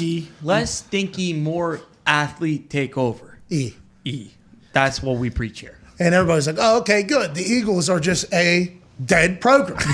And then they started terribly. Jalen Hurts was playing, but they weren't doing well. And Sirianni would go on to say things like, at this point in the season, the roots are strong. We're not starting to bear fruit yet, but the roots are very strong. And you keep watering the soil and going to work, having that dog mentality. Eventually, the roots will grow into a big plant, and we will see success. And as that was happening and he was saying those things, he was right. There was no bud of any flower growing or sprouting through the ground. So much so that Eagles fans actually were throwing flowers at him saying, hey, fucking pal, let's get out of the manure and let's win a little bit. He did. They started winning. They started doing things that were awesome. All the foundation that was built in Philadelphia when they were watering and tilling the land and seeding and diving through the manure, not the manure that was coming from the pipes in Washington football team stadium. No. We're talking about the manure that is down there whenever you got to go, into the dirt to really do the work. You're either in the clouds or you're in the dirt. Gary Vee told us that. Well said. And they were in the dirt for a long, long time. Good shoes. And then now they're starting to get up. Sirianni deserves conversation, obviously, and I think that program is going in the right direction. Who knows what they do in the offseason? Mike Tomlin should also be in a conversation for what a fucking year of coaching that he did. Once again, weeks ago, we had a moment of silence for his winning streak because that team looked dead in the water. Now they sneak in the back door of the playoffs. He should be in the conversation as well. Yeah, there was a lot of 5 and 12. Frank Reich was the third ranked coach. Is he still up there? No, they didn't make the playoffs. He might be. I thought it's regular season. Doesn't matter about the playoffs. Well, you got to fucking dance, I think, at the end. Yeah, there was a lot of 5 and 12 predictions from really, really, really good ex-GMs like Mike Tannenbaum. So if you think if Mike Tomlin exceeded that genius's expectations by that much, you would think Coach of the Year. Yeah, he's given a platform is what you're saying. What? Mike Tannenbaum. He's given a platform. He's a guy who is, looked at as an expert, as a guy. He thought 5 wins. I think Steelers fans thought, not going to be a good year. We got a bad O-line. Ben doesn't seem to be able to throw the ball further than 4 yards down the field. Who knows what's going to happen everywhere. Tomlin's able to get in there. He should be in the conversation. LaFleur is obviously at the top of the conversation. There's a lot of young coaches that are kind of coming into the thing. Now, who will be that next chapter? Who will be that next generation of coaches that might get a job with all these openings? That's the question. I mean, I think, don't people act like Flores is going to get rehired right away by one of these teams that has an opening? Yeah. And so that would mean that everybody. So wait, he and the GM didn't get along. Is that he and the GM and Tua didn't get along? That's what I was about to say. So that would mean that everybody thinks that Chris Greer is an asshat then. So if B-Flow gets hired immediately, they're like, yeah, we fucking hate that guy too. We didn't know how you worked alongside of him for as long as you did. But allegedly Chris Greer in B-Flow's relationship toxic. Tua's relationship with B-Flow had become toxic as well. Jeff Darlington is reporting the decision to fire Flores can be summed up with one word: relationships. His relationship with Greer and Tua had deteriorated to a pretty bad place. Along with the constant staff changes, owner Steve Ross no longer saw Flores as a healthy fit in Miami. Constant change in your own staff. My GM that has been here for 21 years hates you. The quarterback doesn't get along with you. I need to move along even though you've won 8 of the last 9 games, something we haven't done in a long, long time. So my question for Gumpy would be, does this make him feel better as a Dolphins fan? That are they backing Tua? Are they saying, hey, we're choosing Tua over Flores? That's what I'm talking about. Maybe a little Jackie Moon too. Let Tua coach that day. That'd be smart. Yeah, let him get out there and sling ukulele? the rock. Yeah, Absolutely. Before the game, get the funk out of my face. Get the funk out of my face. Woo. Get the funk out of my face. Get the funk out of my face. If you don't like my music, you don't have to use it. Funkin' in the mountain, all my family. What if Tua did that before a game? I'd go. I'd buy some tickets. Yeah, me too. How do we know he doesn't do that? Well, we're just saying if he becomes the head coach, GM, and the opening act for the games, right. I mean, there's a chance we go all in with Tua. Is that what this? Is that what Stephen Ross is saying with this decision, Gumpy? That part of it has put me in a bit of a pretzel. Why? Because I love Flores. I thought he was a guy who'd be around a very long time, but I also wanted them to give Tua a shot.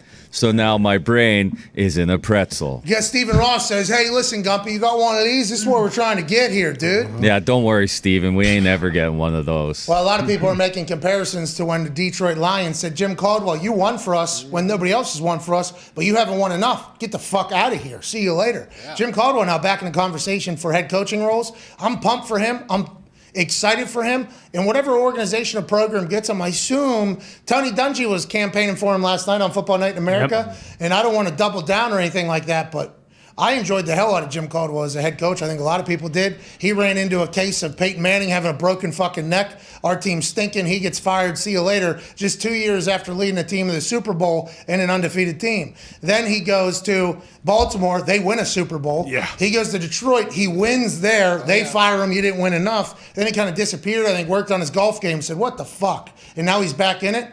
Look for him maybe down there in Miami, says Michael Lombardi. Lombo says that would be a good place for him to land. He may be an adult in the room. Same with Jacksonville, they're saying.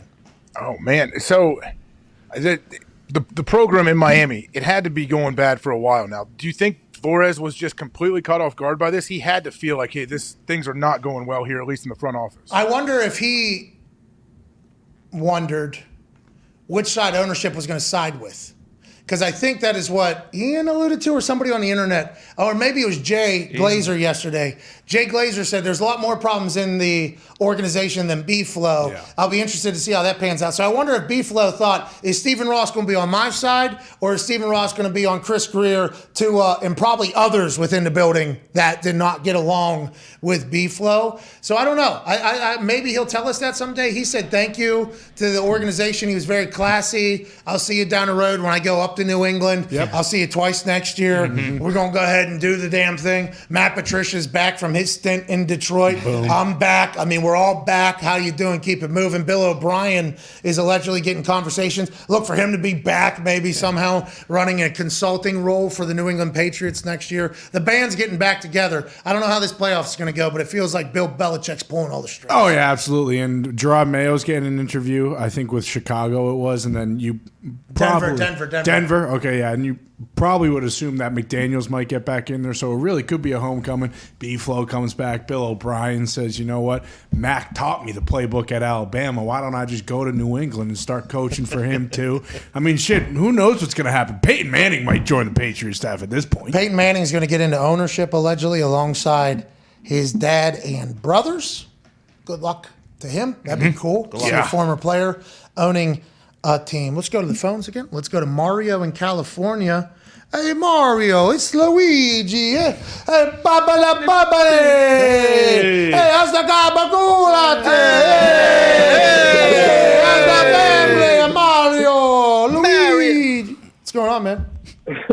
What's good, pal? How you doing? Hey, keep it moving. Hey, man. Hey, keep it moving. All right, then. I just wanted to see, how do you feel about this wild card game with the Cowboys and Niners coming up? How do you feel? Who's your team?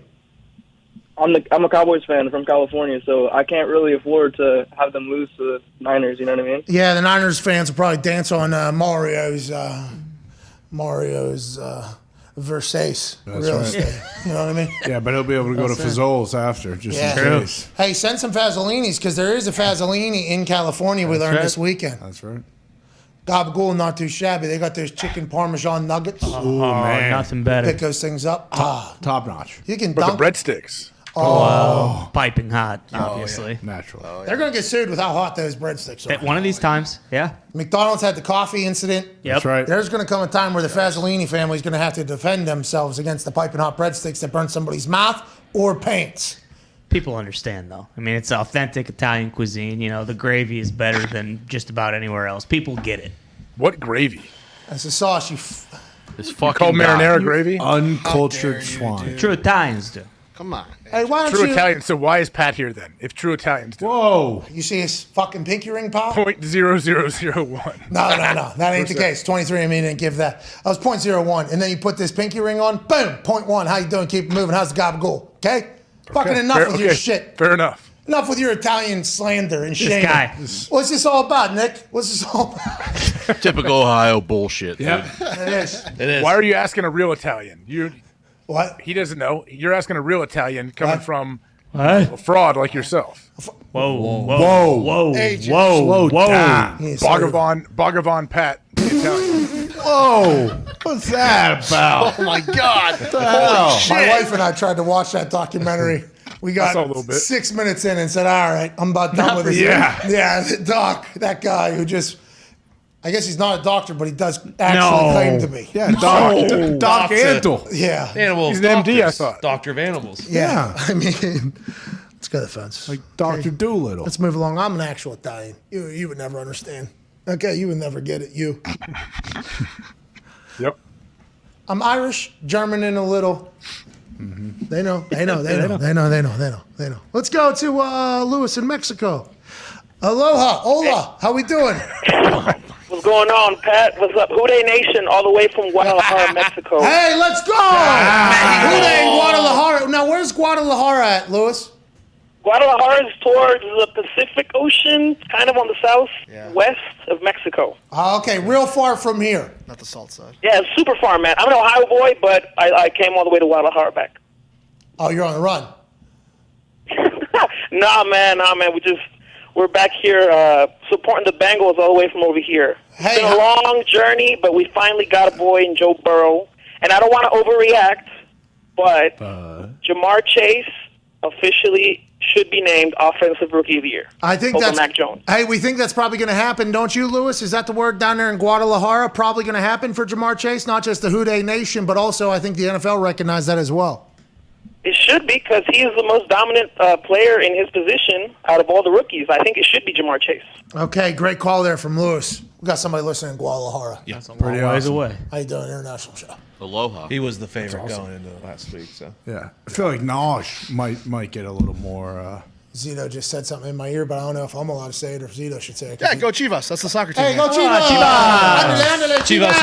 Chivas USA. Sí. Let's go. I don't know enough about Spanish to set up. Aquí estamos, mi amigos, huh? Órale! Órale! See? Bengals could win. Bengals could lose. Yeah. Everybody could win or could lose. That is why these playoffs are fucking electrifying right now. Steelers-Chiefs feels like everybody's going to be on one side of it. Just feels like it. Yeah. Even though we shouldn't, because Tomlin, TJ Watt, Najee Harris, and everybody else over there. I guess Najee has like 300 and some touches or more touches than the next highest person as a rookie. He's getting the ball and hit more than anybody. He is their offense at this point. He is so good. He's got patience. He's got power. He can get the edge. He feels like a real player. He's probably going to be in the Offensive Rookie of the Year finals, I would assume. Yeah, he'll be up there with Mac and Chase, and he made a sweet one-handed catch. He was out for most of the game yesterday, and the offense was not doing well when he was out. But then him and fellow rookie Pat Freiermuth basically jump-started the last fourth quarter and overtime. Well, you got to hand it to Najee. He's always there. Yeah. But the thought of that Rookie of the Year thing going to a non-quarterback would be awesome. You know, I bet on Mac Jones with great odds, plus 1,300 in the preseason for him to win Offensive Rookie of the Year. It felt like he was going to for a long part of the season. Yeah. But what Jamar Chase has been able to do early in the game, I think the first 6 weeks he had like 7 touchdowns. Then there was a little bit of something, I forget what it was, and then he kind of closed it at the end with Joe Burrow winning the AFC North. Yeah, I think it's kind of a handout right there to Chase, no problem about it. But Najee deserves a conversation piece at least. Yeah, he was fucking unbelievable. He was the entire offense. If Ben and Deontay Johnson weren't working, it had to be Najee. How about this? How about when I put out a tweet that said, I will never understand why we don't just give the ball to Jonathan Taylor every single play. And then they're like, well, then you end up with 3rd and longs. It's like, whatever. At least we're setting the tone that we are going to run this thing. Whenever they come out throwing and then they hand it off and then they give it to him on a 4th and 2 or something like that, and he hadn't had it the entire drive, everybody was able to dance on my grave for saying this whole thing. But it's real. There was a couple people that responded, oh, you want him to take all those hits? You want him to take all those hits? No offense to Jonathan Taylor, who's in his 2nd year. I'm not thinking about amount of hits in the NFL, although we should. And I think Jonathan Taylor would want the ball 50 times a game if he could. This dude's got a long future ahead of him, I hope, or whatever. He seems to be built for it. But some of those running backs, if you just feed them, it's like that's going to wear down the defense. It's going to wear down the D-line. That's why Derrick Henry coming back for the Titans in the middle of a playoff push is insane to think about. Well, and the Colts aren't, 4-13. Like, they're playing to get into the playoffs. He's their best player. Like, he needs to get 50-some carries. And also, you look back at that game, we didn't really talk about, like, the interceptions are one thing, but Carson and the line didn't play great. He still takes way too many sacks. He did in Philadelphia, and I think his line got blamed big time, but he just stands back there and just gets hammered. His decision making, I don't know. He just kind of stinks. Joining us now, that is Ty's opinion. I'm excited to hear this man's opinion. A guy who is, an absolute Colts icon, legend. You hear him on ESPN. One of the most electrifying people on TV weekly, to be honest with you. Yeah. I don't know how much TV he does. We hope he does more. Ladies and gentlemen, consummate Pro Bowl and All-Pro center for the Indianapolis Colts and the Green Bay Packers. Oh, yeah. Ladies and gentlemen, Jeff Saturday. Yeah! Sup, dude? Oh, no service. No service. We got to call you back. It's our fault, Jeff, not yours. Stumbled out of the gates. Yeah, but good to know he is, in fact, roll damn tide tonight from that collared shirt. What are you talking about? He had a nice little Alabama A right here. Did he really? I didn't see it. Roll damn tide. It was frozen. Oh, yeah. I was trying to look at his hat. He had a big hat on, too. Oh, yeah. I didn't know if it was Bass Pro Shops or what it was. Ooh. He went to North Carolina. He's from Georgia. Living down there in Atlanta. He's still frozen, I guess. Jeez Louise. No, Jeff. Let's get to a break.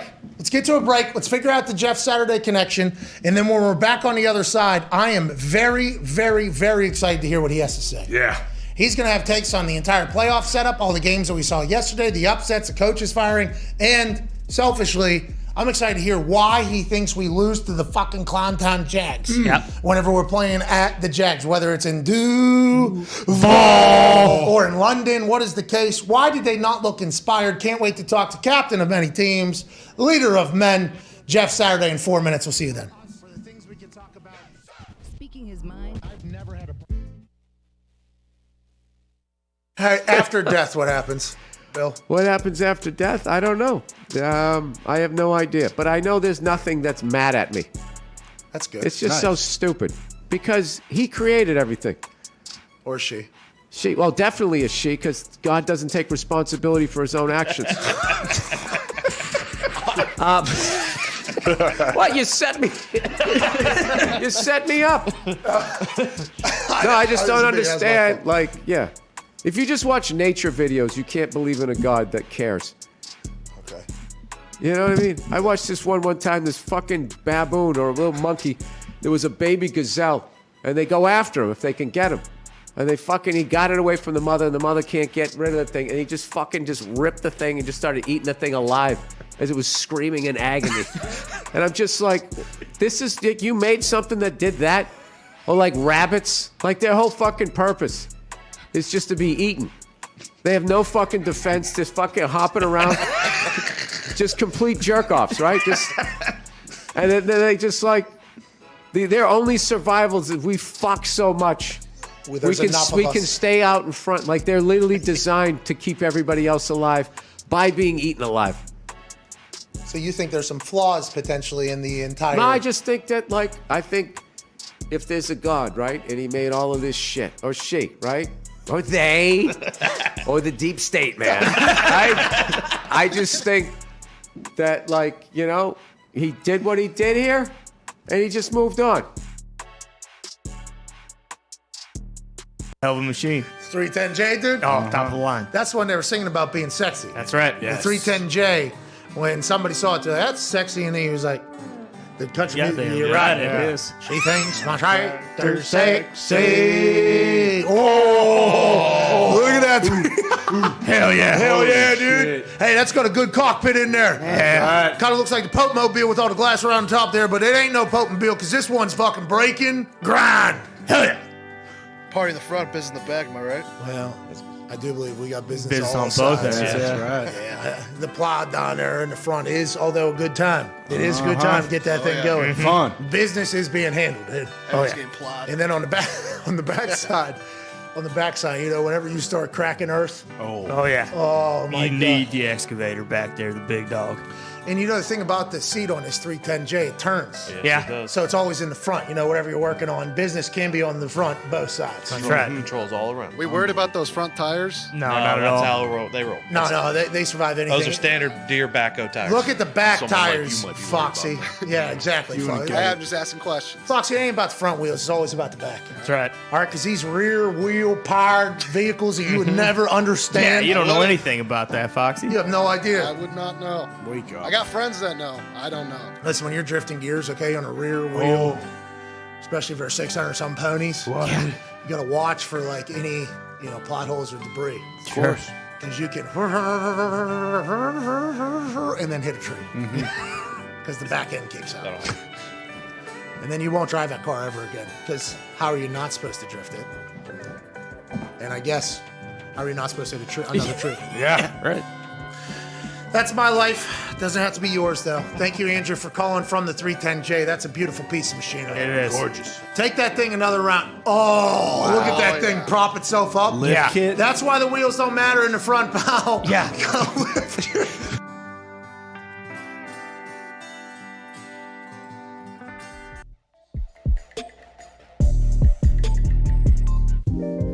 Ladies and gentlemen, welcome back to the Pat McAfee Show here on Overreaction Monday, January 10th.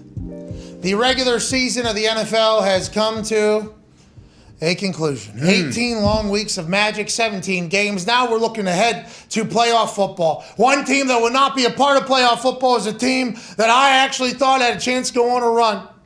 Same team in which I met this man. All-Pro, Pro Bowler, leader of every squad he's ever been a part of. Now you can see him on ESPN, dishing out electricity and facts. Ladies and gentlemen, former center, Jeff Saturday. Yeah! What's going on, man? Bro, first of all, I just want to say, I just saw the John Deere. I mean, that's some of the greatest stuff I've ever seen. And like, whoever's asking about the front wheel, that wheel's like twice the size of your freaking car wheel, bro. Like Fox, he's a nerd. That's right. Yeah, he's a nerd, Jeff. He's from Michigan. He's a nerd. Don't you worry about him. We appreciate you joining us. And before we get into the NFL talk, is that an Alabama A on your chest? Are you roll tide tonight, or you got the dogs?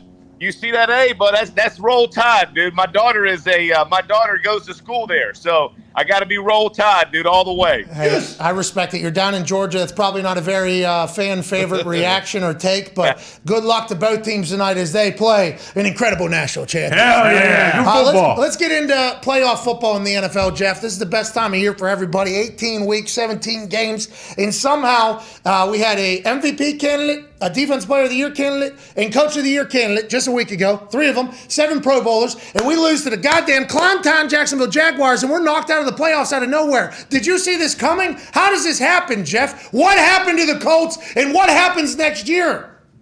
Epic failure, bro. Like, it broke me. I'm not going to lie to you. I don't know. Honestly, I don't know that I've ever seen or been a part of a game that hurt that much that I wasn't in. I mean, I literally watched that thing and my stomach hurt for everybody who is a Colts fan, part of the organization. Man, we and here's the thing, like, we can talk about Wentz and him not getting it done, but man, we got beat up. Like, it wasn't even close. Like, they beat the brakes off of us, and we really had no answer. I never saw that coming. What was it, Jeff? What was the biggest issue? I know 4th and 2, 3rd and short, like Jonathan Taylor's getting stopped in the backfield. Was that one of your, when you saw that happen, especially early on in the game, you're like, uh-oh, this could be a long day? Yeah, I thought the first drive, AJ, so the first drive, you're seeing them convert, and you see them kind of growing in confidence. You see Lawrence starting to feel good back there. We had 0 pass rush. Like, we couldn't get home. He's back there, he's back there pulling on, smoking a cigarette, dude, just taking his time from the ball, having no issues, no worries. I felt like that got us kind of off of our game. And then honestly, I never felt like we really got into a rhythm with Taylor. We kind of allowed them to dictate when we were going to try to run. And our offensive line didn't play well. Like, when you look at the runs, I went back and watched it again last night. The fits, man, like, guys were on edges. They were never, like, secure and really taking care of it. And it may not be all 5, but every one of them had issues that just showed up in big moments. And the most surprising part is, man, the freaking Patriots just hung a 50 burger on them. You know what I mean? Yeah. Like, you went in with this attitude, I'm going to come in and stick it in your freaking, I'm going to stick it down your throat the rest of the afternoon. And it's like we went in there and kind of played patty cake with them, wanted to see if we could get Wentz in rhythm, all of those kinds of things. I mean, like I tell you, it was total failure. Our receivers got 0 separation. Like, literally, you go back and watch it again, they're not getting separated. Wentz doesn't know where to go with it when they do. It was massively disappointing. That sounds great. After you broke down the film, it's worse than we could have ever imagined. The fact that we only lost by 15, it sounds like that is a good news instead of a bad news. And the offensive line department, obviously you've been a part of a lot of great ones in the history of the game and in the teams that you played for. And there's obviously that epic clip of you and Peyton where you're telling him, hey, run the damn ball. And he's like, just fucking block, Jeff. Just fucking block, Jeff. But the offensive line, and this year there was that moment between Quentin Nelson that was captured on Hard Knocks where he comes up to Frank and he's like, hey, let's run the ball. And then they go and score a touchdown. Why do you think it wasn't just a Jonathan Taylor heavy strategy going into every single game this year? Like, I have a lot of respect for Frank, okay? He won a lot of games. They were 1-5. He was able to keep that team together. I understand. Carson Wentz has come in, and he's paid a lot of money, and I think he's made some big-time plays, and he came in this show. He was a good guy. But there should never be a thought that doesn't run through Jonathan Taylor. And yesterday, I guess the reason why Frank was able to get off is because the offensive line wasn't as dominant as normal. So do you think there's some days where some offensive linemen just don't have it? Is it you're not seeing things right? You don't feel good? What do you think it is? And why do you think we don't just feed that guy the entire time? Yeah, I mean, like, schematically, they were definitely adding guys in the box late, right? When we would motion around, you would see 20 was one of their guys. He would sneak in the box, and he would be knifing. They did a lot of movement up front. So it wasn't like just stick and drive type blocks for our offensive line. So it's a little bit different. But here's the deal. This is what I talk about, the passing game versus the running game. You're going to have big plays in the passing game, right? But it takes time to establish those, the little outing, out and up or the stutter go. All of those things take time. It's no different than the run game. Like, you have to continue to stay in phase and continue to try it because you never know when Taylor's going to have that big hitter. And we saw it, week after week against the Patriots, close the game out with that big time run. I didn't feel like the last 2 weeks we just kept, we would get off of it because of whether it was how many guys were in the box, We weren't necessarily doing a great job up front, but at some point, you and I and AJ, you know it, man, give your best guy a shot, bro. And if that's our best guy, even if he's only getting 1 and 2 yards a carry, at some point he's going to break a big one. I kind of felt like we got away from him, and ultimately it cost us. The game wasn't like it was, it was 10-3, 13. It was still very winnable until the latter parts of the fourth quarter. I just felt like we thought, hey, man, if they're going to stack it this way, we're going to try to throw the ball against them, and we had no answers when it came to throwing it. Hey, Jeff, it's two teams that are super hot right now, the Niners and Cowboys. Now, how do you see that playing out? And, you played for Big Mike in Green Bay. I was there with you for a year during your time. Like, how do you think the Cowboys are? Like, do they have a legit chance to make a run? And I know that the Niners seems like they're pretty worried about what they may do, like how explosive and powerful they can be on offense.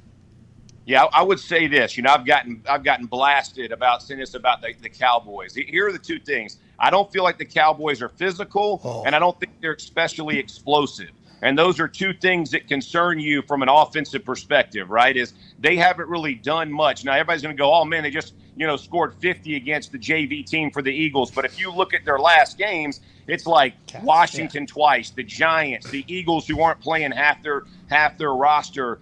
It concerns me because I feel like Kellen Moore and McCarthy, and you and I both know this, McCarthy's default is passing the football. And he understands Dak is very good at it. He's got good receivers, and I'm not taking anything away from that because they are very good. But you and I both know, and we faced it when we faced the 49ers when we went out there and they boat raced us the way they did. There's something about physicality in the playoffs that changes games. And when you think about the 49ers, even yesterday when they're down, I think it was 17-0, they're not stopping being physical. They're going to keep feeding Debo. They're going to try to stay in the game, and they can make big plays in the passing game and the running game. I have not seen that from the Cowboys in a while. This is a tough matchup. I mean, you would think from a roster perspective, the Cowboys should have the advantage. I'm not so sure, man. This is going to be a tough game for the Cowboys. Okay, so there's a couple teams in the playoffs now that rely on that physical football, and let's pivot to the AFC alone. The Titans. I mean, the Titans have a first-round bye. They're not even in the Super Wildcard weekend, but you heard Vrabes give the speech after the game. He said, hey, the most physical team won. And I've heard that speech said so many times around the NFL. Hey, it doesn't matter about all the other shit. The most physical team is going to win. And you're an old school center, offensive lineman, so people are going to expect this out of you. But these games coming through the playoffs, it has always been won in the trenches, has it not? And are the Titans, with Derrick Henry coming back, is that not a team that's potentially primed to go on a goddamn run right now? Absolutely. Listen, I said it last week when we were talking about the AFC and who I thought had the advantage. And I kept saying the Titans, and everybody's kind of mocking me. They're changing a little bit now, right? And this isn't just about Derrick Henry. When you look at the way that Mike Vrabel has coached him, who, by the way, should be Coach of the Year. I'm just saying that flat there we out. go. Yeah, what this guy has done has been absolutely amazing. But they're physical on both lines of scrimmage. They understand they still need big plays. So Brown is still going to be a big part of it. If Julio's healthy, he'll still be a big part of it. But they're not going to lose games. They're not going to beat themselves. And I think when you look at Tennessee and why has it been so impressive, because even without Derrick Henry, these dudes tote the freaking rock, bro. And their front four on defense will flat out get after the passer. And they don't have to bring blitzes. They don't have to bring undue or unnecessary pressure. They can do it all. And then you top that off with they just got that attitude, man. And y'all know what I mean. Like, they got Vrabel's attitude. And Vrabel is the guy, if you're going to a back alley, you want to take that long streak with you, right? Like, he's going to be the first dude to toss off on somebody as well. And all of his know that about him. And that's one thing, man, when you get that type of energy, that type of excitement, this is a team to be reckoned with, man. They are physical, and they understand their identity, and they do not shy away from it. After that speech he gave about the most physical team, he said, all right, I'll see you Wednesday. Break it up. And Taylor, you fucking break it up. And they push him, and then the entire team starts pushing him around in there. It's like that. That type of chemistry is something that every team wishes they had at this particular time. Like that team, the original team here in Indianapolis that I got to see the tail end of, everybody fucking knew everything about each each other. Everybody knew exactly where everybody was going to be. On paper, maybe the 40 times aren't as fast, but it's going to make up for it because everybody's going to be on a string and be playing. That's one of those things never gets talked about. I'm excited to watch this Titans team. Go ahead, Ty. Jeff, when you look at the Packers, with them getting Bakhtiari back, do you think it's going to take them a little bit of time here, to that offensive line, to kind of remesh, or is he good enough where they're going to be ready to go and just great immediately when they play? And with him coming back and some of these other guys, do you think they're the team to beat in the NFC? They are the team to beat in the NFC. And let me just say this, man. If you haven't seen Bakhtiari's comeback on Twitter, I think the Packers put it out. It is a freaking thing of beauty. Like when he's making his comeback and how he's going to come back, it was hysterical. Go check him out because there's a reason everybody wants to hang out with the offensive line. He's a perfect example of. Two, if you watched him play yesterday, he freaking smoked people, man. Like I saw him on, I think it was the 3-yard line. They're going in for their touchdown. He hit a linebacker, dang near knocked his chiclets out, bro. Like he hit freaking hard. And I'm sitting there watching him in his pass protection. He is anchored down, dude. A freaking inch. He is locked in. This dude is a freaking stud. No, they will need no time absorbing him back in. This guy is he's next level left tackle. He has way outperformed what anybody thought he would be. This is next to Trent Williams out in San Francisco. Think of the other top left tackles in our game. He's right up in that conversation. There is nothing but benefit to having him back, dude. This guy is a wrecker on the left side of the line, and most left tackles are about sweet feet and athleticism. He got a little attitude in him, dude. He wants to put dudes down. I love his style of play. Yeah, and he's a beer chugger, so I think that we're all in on the same page about Bakhtiari. Do you think tackle is the one position on the offensive line, even though the offensive line is always so tight in chemistry? Do you think tackle is the one position that you can kind of pick somebody and put them in because they're almost on an island, right? Isn't that kind of they're on their own island almost? Yeah, left tackle. Yeah, your left tackle. Your right tackles, you're often going to have to slide. You're going to move that way. They're more of the anchor down. They're going to hit you in the face type guys. Your left tackles, you remember like Tarek Glenn, man. I mean, like these guys they're dancing bears, dude. These guys are 350 pounds and they move their feet like they're defensive backs. I mean, they are next level athletes. So they are definitely a little bit different, and the continuity between double teams for those guys isn't necessary in comparison to guys inside and even that right tackle position. So that one in particular, and especially a guy at his ability. I mean, AJ knows, man. Like there are certain dudes that you plug into a line and just makes you better. He is one of those guys, man. This dude is a freaking stud, bro. Don't ever miss on this guy. This guy is a large reason why the Packers have been as good as they are and why Aaron stays vertical, man, because this guy can lock it down with the best of them. I agree with you, but switching to a couple other teams, Bucks, Eagles. Do you think this whole AB situation, you played in the league forever, do you see anything even remotely close to what happened with AB? And do you think like that, those off the field things, not obviously they're going to miss his production on the field, but do you think this causes any issue with the team? Yeah, I think it's a huge distraction, AJ. Like when you think about, and you and I, when you especially get down to playoff time, I mean, like the week before you're about to make this charge, and the guy who you think's going to take the place of Godwin and really step up and make this, and now you have another one of their receivers who pulls a hammy. These are vital guys, and it's not necessarily the distraction, like you said, the production on the field, which you're losing. Now you go back to thinking, man, like what if? What if AB were still here? What if he hadn't done what he did? Now, there's no way you would have kept him on your team after he did what he did in New York. Absolutely not. So I completely understand the move. But, yeah, there's that distraction. There's that little voice in your head when it gets down to crunch time. Could we have had him? And somebody's going to have to step up and make that play. Because the dude he is a difference maker. And especially in their wide receiver core, like his separation, his ability to get open in the middle of the field and make those catches. They don't have another guy since Godwin went down that replaces him.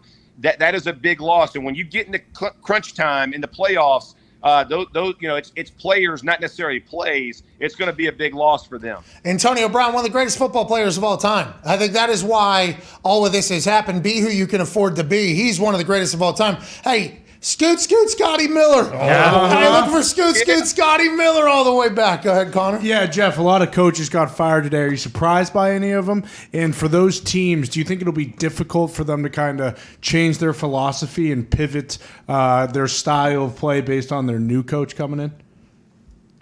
Flores was a big surprise to me. I was surprised Miami moved on from him. I thought he had done a pretty good job. And with the distraction that he's had to deal with every offseason, whether with Tua or not, of are they going to get somebody, I felt like he kept that team together. You saw the last performance against the Patriots. I was surprised by that one. I'm surprised that Joe Judge didn't. I heard Gettleman step down. I don't know where the situation is with Joe Judge right now, but last I checked, he was still there. I was a little surprised that he's still around. The other ones where I was it's pretty much known around that most of those guys, it was going to happen. It's not hard. Like I tell people, the philosophies of teams aren't hard to adapt to.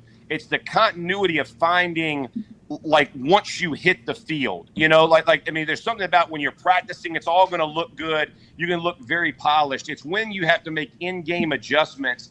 That's the hardest part. And that's where it really takes time to get to know the coach. So you really don't know that until probably midway through your first season of what does it look like. I mean, great example is Staley, right? Is he's going to be a super aggressive coach. You're going to go for it on a lot of fourth downs, even if you're backed up. And so that mentality sometimes takes time to get used to and accustomed to. But you don't know that in practice. A coach can say that all he wants until you see, the rubber meet the road. You really don't know what they're going to do until they get in the games. And so it's that type of thing that takes a little time to get accustomed to. Hey, Jeff, you're over there at ESPN with some of the greatest stat minds on earth. Hashtag Stat that. Hembo over there, and there's a big initiative and push, and we know Mina is incredibly intelligent and breaks down a lot of a different facet of football has been introduced to the world. And Brandon Staley is like the coach in the NFL that is almost like, hey, this is the reason why we are running all the stats that we're running in there. Do you think that he will obviously evolve from this and change, or do you think he's going to maintain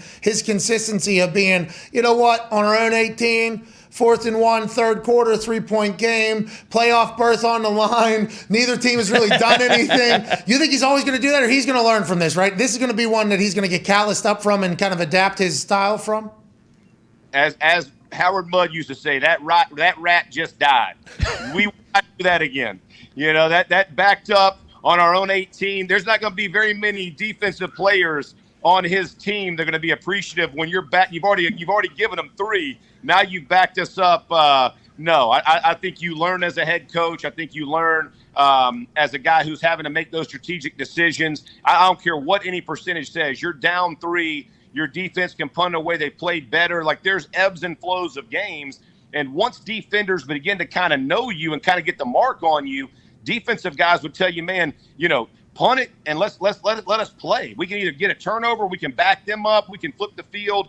And I think that's the mentality you want from your defense. I was very surprised he did that, especially as a defensive-minded coach. Like, you conceded 3 points. And defensive player's going to walk off. He's going to be giving the clap up. Oh, great job, great job. Now you're down 6. It changed the dynamics of the game. So I think that rat died. I think he'll still go for it on 4th down, not necessarily in that situation. Hey, he's a quarterback who's also a defensive coordinator. Whoa. So he's a defensive coach who sees the game through a quarterback's eyes. That is why he is the tag team. The stats thing, just relying heavily on stats, Jeff, I think that gives you like an out if something goes wrong. Well, the numbers said. Honestly, I'm being serious. Like, I think people that do that, it kind of gives them an excuse almost, naturally. And I think Staley has a bright future, but hopefully he'll be able to, this isn't... You know what doesn't give you a lot? When your players drive home at the beginning of January instead of playing that next week. Them dudes ain't happy about that playoff check not coming in, bro, and not the chance, especially with Herbert leading them. So, again, you can back it up, but you got to back it up in that locker room. That's a much tougher sell. You and I both know that. Last question here. We can't thank you enough. Jeff Saturday joining us of ESPN fan. Hell yeah. Shit. Hey, that pancake, big man, that pancake seg where you get jacked up in the morning, I fucking love it. That's one of our favorite things on television. yeah. I hope you get an Emmy for it, Jeff. You deserve it. Go ahead, Diggs. Jeff, I'm not sure if you remember, but in 2005, the Steelers went on a magical run as the 6th seed as the AFC in the playoffs to win the Super Bowl. You see the same thing happening again with Ben's last ride instead of Bussy's last ride? You know, I really don't appreciate you bringing up 2005, and I can understand you trying to take a shot on me on the last question, understanding that Harper gets tackled by the most unathletic quarterback in the world. But I don't appreciate the shots fired right there, and so that one still wounds. In case you don't realize that still cuts a little deep.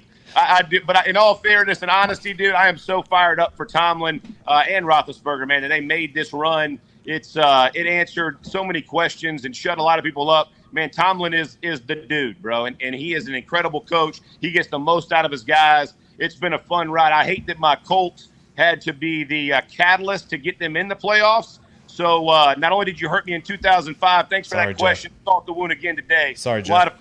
I'll make sure you and I do dinner when I get to Indy. Hey, Jeff, beat the shit out of him. We appreciate you so much for joining us. Hey, real quick, who's winning the Super Bowl? Oh, man, I'm going to go Bucks. I've been on them. I'm going to stay on them. All right, ladies and gentlemen, Jeff Saturday. Thank you, Jeff. Jeff's the man.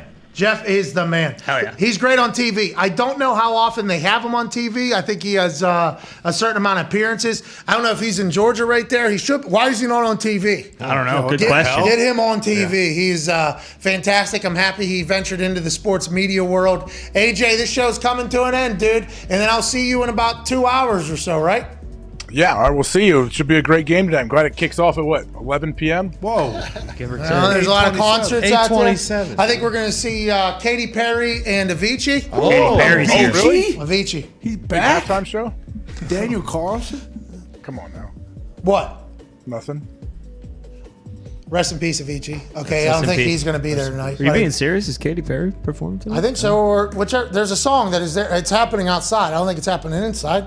Whatever. Is there a big halftime show? Sam Hunt's there, I'm pretty sure. Sam Hunt? What? Get out of town. Wow. Sam Hunt's going to be performing tonight? Holy shit. Oh, let's have a good one. Who's winning? Alabama or Georgia? I'm taking Alabama. Roll Tide. Roll Tide. Roll Tide. I got the dogs. Cheers. Nailed it. Fucking nailed it. You're taking Georgia? No, I just did it for the good of the show. Everybody in serious thinks that we're split, you know? Yeah. It's a good tease. I don't know anything about either of these teams. I know one's got Saban, the other one doesn't, so it's hard for me not. Oh, good window up here. It's hard for me not to bet Saban, just like everybody else has said this entire time. Yeah. Bingo. There's a photo of Saban in a leather jacket, too. I forget where I saw Bomber it. jacket, I saw That's that. when he showed up to town, right? Yeah, with his slides, you know. Oh, yeah. shoes. And that rat poison is much different because they are the underdogs. Oh, so they're just feeding him things to say to the Yeah. boys that are 10 deep 5 stars. Yes.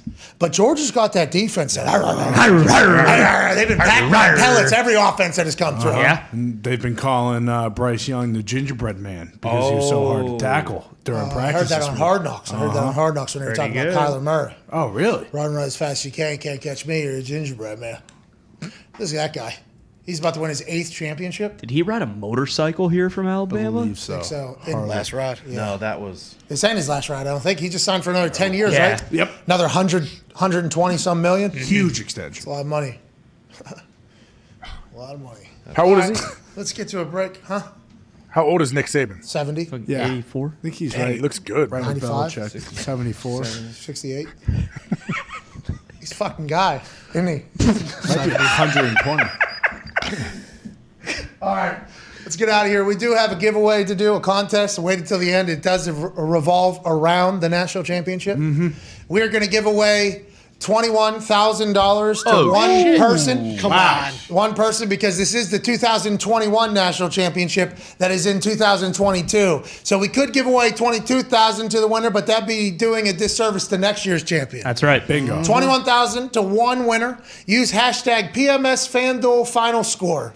Hashtag PMS FanDuel final score, and put in your projection of the final score of this evening's national championship game between Georgia and Alabama. The same game in which Alabama is a dog by 2.5 points. We will be there in the building. We can't wait to experience the ride. The first person that gets that number right, the final score right, will win $21,000. Wow. Hashtag PMS FanDuel final score. Make sure you have the team. Obviously, Alabama will score this much. Georgia will score this much. Not just the numbers, the teams, who's winning, what your projection is. One more time, hashtag PMS FanDuel final score. What you think tonight's score of the national championship game will be. First one that gets it right after the game is over. Obviously, we'll check. Wins $21,000. Let's have a national championship here. Hell yeah. Go Pat. AJ has to hop on a little tiny plane to fly over here. Safe travels, dude. Safe travels, AJ. Good luck, AJ. Hey, AJ, once you start watching those things and you're inside strapped up, thank the Wright brothers because you're getting on the same plane they flew. That's right. On those beaches way back in the day. So safe travels. We appreciate the hell out of you. Hashtag PMS FanDuel final score. Get in that thing. Thank you to all the boys. Thank you to all of our guests. We're back tomorrow with Aaron Rodgers Tuesday. It is packed. Oh, yeah. I think we have John Cena on the show. What? Yes. Really? John Cena? John Cena.